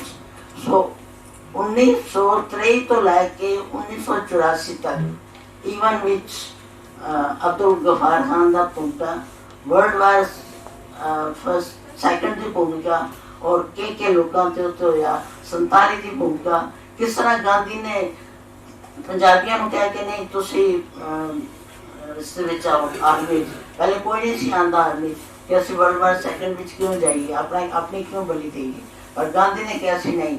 फिर किस तरह साढ़े रिश्तेदार भी गए, फिर किस तरह 47 दे विच सारा उजाड़ा होया, वो दिल्ली विच आई या किते किते गए, ते 84 विच फिर की होया, ये सारा कुछ 23 तो लैके 84 तक एक सिख फैमिली की टब्बर की गाथा है। उस तो बाद मेरे मन में बहुत ज्यादा एक दुख सी जिहड़ा कि कश्मीर दे विच कबायली हमला, तुहानूं पता है 47 दे विच पाकिस्तान ने सब तो पहला कबायली हमला कबायलियां नूं अगे रख। कबायली कौन लोग पश्तून, तुसीं गाना सुनते होगे पश्तो दा जिहड़ा इलाका है उसनूं कबायली इलाका कहंदे ने, जिहड़ा कि काबल तो लैके पिशावर तक नो मैनस लैंड है। उत्थे तुसीं टैंक जाके बाजार तो खरीद लो, तुहानूं कोई कुछ नहीं कह सकता। और वो लोग अंग्रेज़ों के भी काबू नहीं सी आए। ये कबायलियां नूं अगे रख के पाकिस्तान ने हमला किया सी। और महाराजा हरि सिंह की केड़ी फौज सी 50-150 सो 150 ਤੇ ਸਾਡੀ ਫੌਜ ਨੇ ਬਿਲਕੁਲ ਉਹਨਾਂ ਦਾ ਕੋਈ ਉਹਨਾਂ ਦਾ ਮੁਕਾਬਲਾ ਨਹੀਂ ਸੀ ਕਰ ਸਕੇ। ਹਾਂ, ਮੇਜਰ ਸ਼ਰਮਾ ਸੀ, ਉਹਨਾਂ ਨੇ ਕੀ ਕੀਤਾ ਕਿ ਉੜੀ ਦਾ ਪੁਲ ਉਡਾ ਦਿੱਤਾ ਤਾਂ ਕਿ श्रीनगर ना आए, क्योंकि जनाब ने बड़ी कोशिश की सी कि महाराजा हरी सिंह जिहड़े ने जम्मू कश्मीर के महाराजा वो पाकिस्तान वाल चले जाए। ਮੈਮ ਬਹੁਤ ਸੋਹਣੀਆਂ ਗੱਲਾਂ ਚੱਲ ਰਹੀਆਂ ਪਰ ਮੈਂ ਵਿੱਚੋਂ ਇੰਟਰਪਟ ਕਰ ਰਹੀ ਹਾਂ। ਹਾਂਜੀ, ਬਸ ਬਸ ਸਾਨੂੰ ਇਹ ਦੱਸੋ ਕਿ ਤੁਸੀਂ ਹੁਣ ਕੁਝ ਨਵਾਂ ਵੀ ਲਿਖ ਰਹੇ ਹੋ हाँ ਇਸ जी ਵੇਲੇ? बिल्कुल, इसलिए मैं नवा लिख रही हूँ नावल उर्सा। और उर्सा का की मतलब होता है ये भी मैं दस दिया। पहले मैं वो नावल अंधकूप ते आन जो थोड़ा जा अंधकूप वेले मैं जेडे काफिले देखे ने 22,000 का काफिला चलिया सी जेड़ा कि 1200 सिर्फ जम्मू पहुंचा सी। और मैं अपनी मां दी लाज दे नाल जुड़ी हुई रो रो के उन्हें बंदियां नहीं पछाणदी सा, क्योंकि मैं 5 साल दी सा जदों मेरी मां अपने पेके मनु आकोपाइड कश्मीर च लै गई सी। धरती ते होवे कुआरी कुदरत कमाल दे। और जेड़े उन्हें लोगों ने तसीहे सहे ने, जेड़े उन्हें लोगों ने रुदन कीते ने, वो आर्मी ट्रकों चो लैंदियां लैंदियां वो मेरे अंदरों नहीं समझांदे। सारे अंधकूप लिख के ये उन्हें काफिलियां की कहानी है जेड़े कि उस कश्मीर चों जम्मू पहुंचे सन। सिर्फ 4 ट्रकों के 22,000 तो चले सी उन्होंने पिंडां की कहानी। अगर तुहानू अपनी हिस्ट्री का नहीं पता तो ना जरूर करो। ਜਿਵੇਂ ਮੈਮ ਦੱਸਦੇ ਪਏ ਨੇ ਕਿ ਮੈਮ ਨੂੰ ਪੰਜਾਬੀ ਦਾ ਹਿੰਦੂਕੋ ਦਾ ਲਹਿਜਾ ਆਉਂਦਾ ਹੈ ਤੇ ਜੋ ਉਹਦੇ ਵਿੱਚ ਕੁਝ ਸੁਣਾਉਣ ਵਾਲਾ ਕੁਐਸਚਨ ਨਹੀਂ ਹੈ, ਰਿਕੁਐਸਟ ਹੈ। कुछ के गल करा करना बाकी कहंदे हो हैं सुनना मेरे को कुछ ਹਾਂਜੀ ਇਹ- ਕੁਝ ਮਤਲਬ ए साडी प्रोनाउंसिएशन है ਜਿਹੜੀ ਕਿ ਹੁਣ ਇੱਥੇ ਆ ਕੇ ਬਹੁਤ ਬਦਲ ਗਈ ਹੈ। ਪਰ ਜਦੋਂ ਮੈਂ ਪਾਕਿਸਤਾਨੀ ਕਿਸੇ ਨਾਲ ਗੱਲ ਕਰਨੀ ਹੈ ਖਾਸ ਕਰਕੇ ਕਿਸੇ ਪਿਸ਼ਾਵਰ ਦੇ ਨਾਲ तो मेरा दिल बाग मनो पिशावर सत्या से उन्होंने उसे पिशावरी कॉन्फ्रेंस सी पर मनो फिर वीज़ा नहीं मिले एंड थे जो ना लोगों नाल मैं गल करदी सा मेरा दिल करदा सी मैं दौड़ के उन्हां कोल चली जावां, क्योंकि मेरी जेहड़ी लैंग्वेज है ते सारियां नाल गल के ते बदल गई। ਮੈਂ ਹੀ ਤੇ ਹੁਣ ਤੁਸੀਂ ਕੁਝ ਕੀ ਲਿਖ ਰਹੇ ਹੋ? ਉਸ ਤੁਸੀਂ मैं ਕਹਿ ਰਹੇ ਹੋ उर्सा नावल लिख रही हूँ। उर्सा का मतलब होता वो पत्थर जे ते कोई हिंदू लड़की बैठी हुई है तो देखिए होना मंदिर में इतना जहा काला पत्थर होता है और पंडित उस उत्ते सब तो पहले जो मंदिर खोलते हैं ते उस उत्ते चंदन रगड़ के ते वो मत्थे ते तिलक लगाते हैं। उस पत्थर को कहते हैं उर्सा। नाम तेरो उर्सा नाम तेरो चंदन। ਕੀ ਸੇਧ ਦੇਣੀ ਚਾਹੋਗੇ ਬੱਚਿਆਂ ਨੂੰ ਅੱਜ? ਅੱਜ ਦੇ ਬੱਚੇ ਨੂੰ ਬੇਟੇ ਹੁਣ ਜਦੋਂ ਮੈਂ ਆਪਣੀ ਲਾਈਫ ਦੇਖਦੀ ਹਾਂ ਤੇ ਅੱਜ ਦੀਆਂ ਕੁੜੀਆਂ ਦੀ ਲਾਈਫ ਦੇਖਦੀ ਹਾਂ ਮੈਨੂੰ ਬੜਾ ਅੰਤਰ ਲੱਗਦਾ ਹੈ ਨਾ। ਮੇਰੇ ਵਿਆਹ ਨੂੰ 67 ਸਾਲ ਹੋ ਗਏ ਨੇ, ਮੰਨਿਆ ਜਾ ਸਕਦਾ ਹੈ। और 67 साल एक आदमी नाल रहना आज दियां कुड़ियां उतरो दूसरा आदमी क्यों जा मिलता है उससे की होंदे ने। और बेशक आज की कुड़ी दे विच बड़े गट्स ने कि एक आदमी ने कुछ किया तो वो चलो जी छोड़ छुड़ा के मनो क्यों किया है मनो क्यों किसने नहीं पुत्र थोड़ा जा ना ऐसे सीखो कि बर्दाश्त करना। बस बनो डॉक्टर बनो प्राइम मिनिस्टर बनो चीफ मिनिस्टर बनो किसी भी फील्ड में वध तो वध अपनी मंजिलां पकड़ो अपनी मंजिलां ते चढ़ो। पर ऐसे इंसान थोड़ा जिहा कुड़ियां दे विच भरोसा थोड़ा स्वै विश्वास थोड़ा दूसरे की गल मनना वड्डियां नूं कदर देना वड्डियां नूं थोड़ा जिहा उन्हां दी सेवा करनी ये पुत्र जी अपने सुभाव विच पाओ ते एक परफेक्ट लेडी बन के तुसीं उभरोगे जिंदगी दे विच। बड़े खुशकिस्मत हो बच्चों ਹਾਂ कि माँ बोली दी लज पालका मैं कहांगी कि उस लेखिका ਨੂੰ ਮਿਲੇ ਹੋ ਅੱਜ ਤੁਸੀਂ ਸਾਰੇ। ਇਸ ਕਰਕੇ ਖੁਸ਼ਕਿਸਮਤ ਨਹੀਂ ਹੋ ਕਿ ਤੁਸੀਂ ਭਰੂਣ ਹੱਤਿਆ ਦੇ ਦੌਰ ਦੇ ਵਿੱਚ ਇਸ ਖੂਬਸੂਰਤ ਜ਼ਿੰਦਗੀ ਨੂੰ ਦੇਖਣ ਦਾ ਤੁਹਾਨੂੰ ਹੱਕ ਮਿਲਿਆ। ਸਗੋਂ ਇਸ ਲਈ ਵੀ ਖੁਸ਼ਕਿਸਮਤ ਹੋ ਬੇਟਾ ਕਿ ਤੁਹਾਡੇ ਸਮਝਦਾਰ ਸੂਝਵਾਨ ਮਾਂ-ਬਾਪ ਨੇ ਤੁਹਾਡੇ ਲਈ ਉਸ ਸੰਸਥਾ ਨੂੰ ਚੁਣਿਆ ਜਿਹੜੀ ਤੁਹਾਡੇ ਸਰਬਪੱਖੀ ਵਿਕਾਸ ਲਈ ਯਤਨਸ਼ੀਲ ਹੈ। ਤਾਂ ਹੀ ਇਸ ਤਰ੍ਹਾਂ ਦੀਆਂ ਦੋਨੋਂ ਅਜ਼ੀਮ ਹਸਤੀਆਂ ਅੱਜ ਤੁਹਾਡੇ ਦਰਮਿਆਨ ਹੈ। ਔਰ ਇੰਨੀ ਸੰਵੇਦਨਸ਼ੀਲ ਲੇਖਕਾਂ ਨੂੰ ਮਿਲ ਕੇ ਜ਼ਰੂਰ ਵੀ ਤੁਹਾਡੇ ਅੰਦਰ ਬਹੁਤ ਸਾਰੇ ਬਲਬਲੇ ਪੈਦਾ ਹੋਏ ਹੋਣਗੇ। ਔਰ ਮੈਨੂੰ ਆਸ ਹੀ ਨਹੀਂ, ਯਕੀਨ ਵੀ ਹੈ, ਵਿਸ਼ਵਾਸ ਵੀ ਹੈ ਬੇਟਾ ਇਸ ਗੱਲ ਦਾ ਕਿ ਇਹਨਾਂ ਦੀਆਂ ਗੱਲਾਂ ਸੁਣ ਕੇ, ਜੰਗਾਂ ਯੁੱਧਾਂ ਦਾ ਜੋ ਮਾਹੌਲ ਇਹਨਾਂ ਨੇ ਵਰਣਨ ਕੀਤਾ ਉਹਨਾਂ ਤੋਂ ਬਾਅਦ ਅਸੀਂ ਸਾਰੇ ਹਿੰਦੂ, ਮੁਸਲਿਮ, ਸਿੱਖ, ਈਸਾਈ ਹੋਣ ਤੋਂ ਪਹਿਲਾਂ ਇੱਕ ਚੰਗੇ ਇਨਸਾਨ ਬਣਾਂਗੇ। ਮਾਨਵਤਾ ਸਾਡਾ ਧਰਮ ਹੋਵੇਗਾ ਔਰ ਇਨਸਾਨੀਅਤ ਸਾਡਾ ਕਰਮ ਹੋਵੇਗਾ। ਅਸੀਂ ਸਾਰੇ ਇਹ ਸਬਕ ਲੈ ਕੇ ਇੱਥੋਂ ਨਿਕਲਾਂਗੇ। ਔਰ ਵਕਤ ਦੀ ਜਿਹੜੀ ਕਮੀ ਹੈ ਉਹਨੂੰ ਦੇਖਦਿਆਂ ਹੋਇਆ ਮੈਂ ਗੁਜ਼ਾਰਿਸ਼ ਕਰਦੀ ਹਾਂ ਬਹੁਤ ਹੀ ਸਤਿਕਾਰਯੋਗ ਅੱਜ ਦੇ ਸਾਡੇ ਪ੍ਰਧਾਨ ਜੀ ਨੂੰ ਕਿ ਉਹ ਆਪਣਾ ਪ੍ਰਧਾਨਗੀ ਭਾਸ਼ਣ ਜਿਹੜਾ ਹੈ ਉਹ ਦੇ ਔਰ ਸਾਡੇ ਬੱਚਿਆਂ ਦੇ ਸਨਮੁਖ ਇੱਥੇ ਹੀ ਬੈਠ ਕੇ ਤੁਹਾਡੇ ਨਾਲ ਗੱਲਾਂ ਕਰਾਂਗੇ, ਹੈ ਨਾ। ਬਹੁਤ ਹੀ ਸਤਿਕਾਰਯੋਗ ਸਾਡੀ ਸੁਜੀਤ ਲੇਖਿਕਾ ਚੰਦਨ ਨੇਗੀ ਜੀ, ਮੈਡਮ ਪ੍ਰਿੰਸੀਪਲ ਨਵਜੋਤ ਕੌਰ ਜੀ।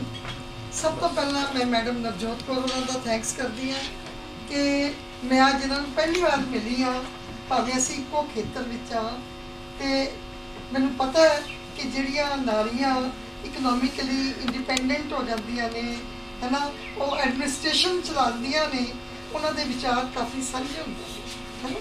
ਉਹਨਾਂ ਦੀ ਬਹੁਤ ਸਾਰੀ ਸਮਾਨਤਾ ਹੁੰਦੀ ਹੈ ਕਿਉਂਕਿ ਉਹਨਾਂ 'ਚ ਜੁਰਤ ਹੁੰਦੀ ਹੈ ਗੱਲ ਕਹਿਣ ਦੀ, ਸੈਲਫ ਕੌਨਫੀਡੈਂਸ ਹੁੰਦਾ ਹੈ।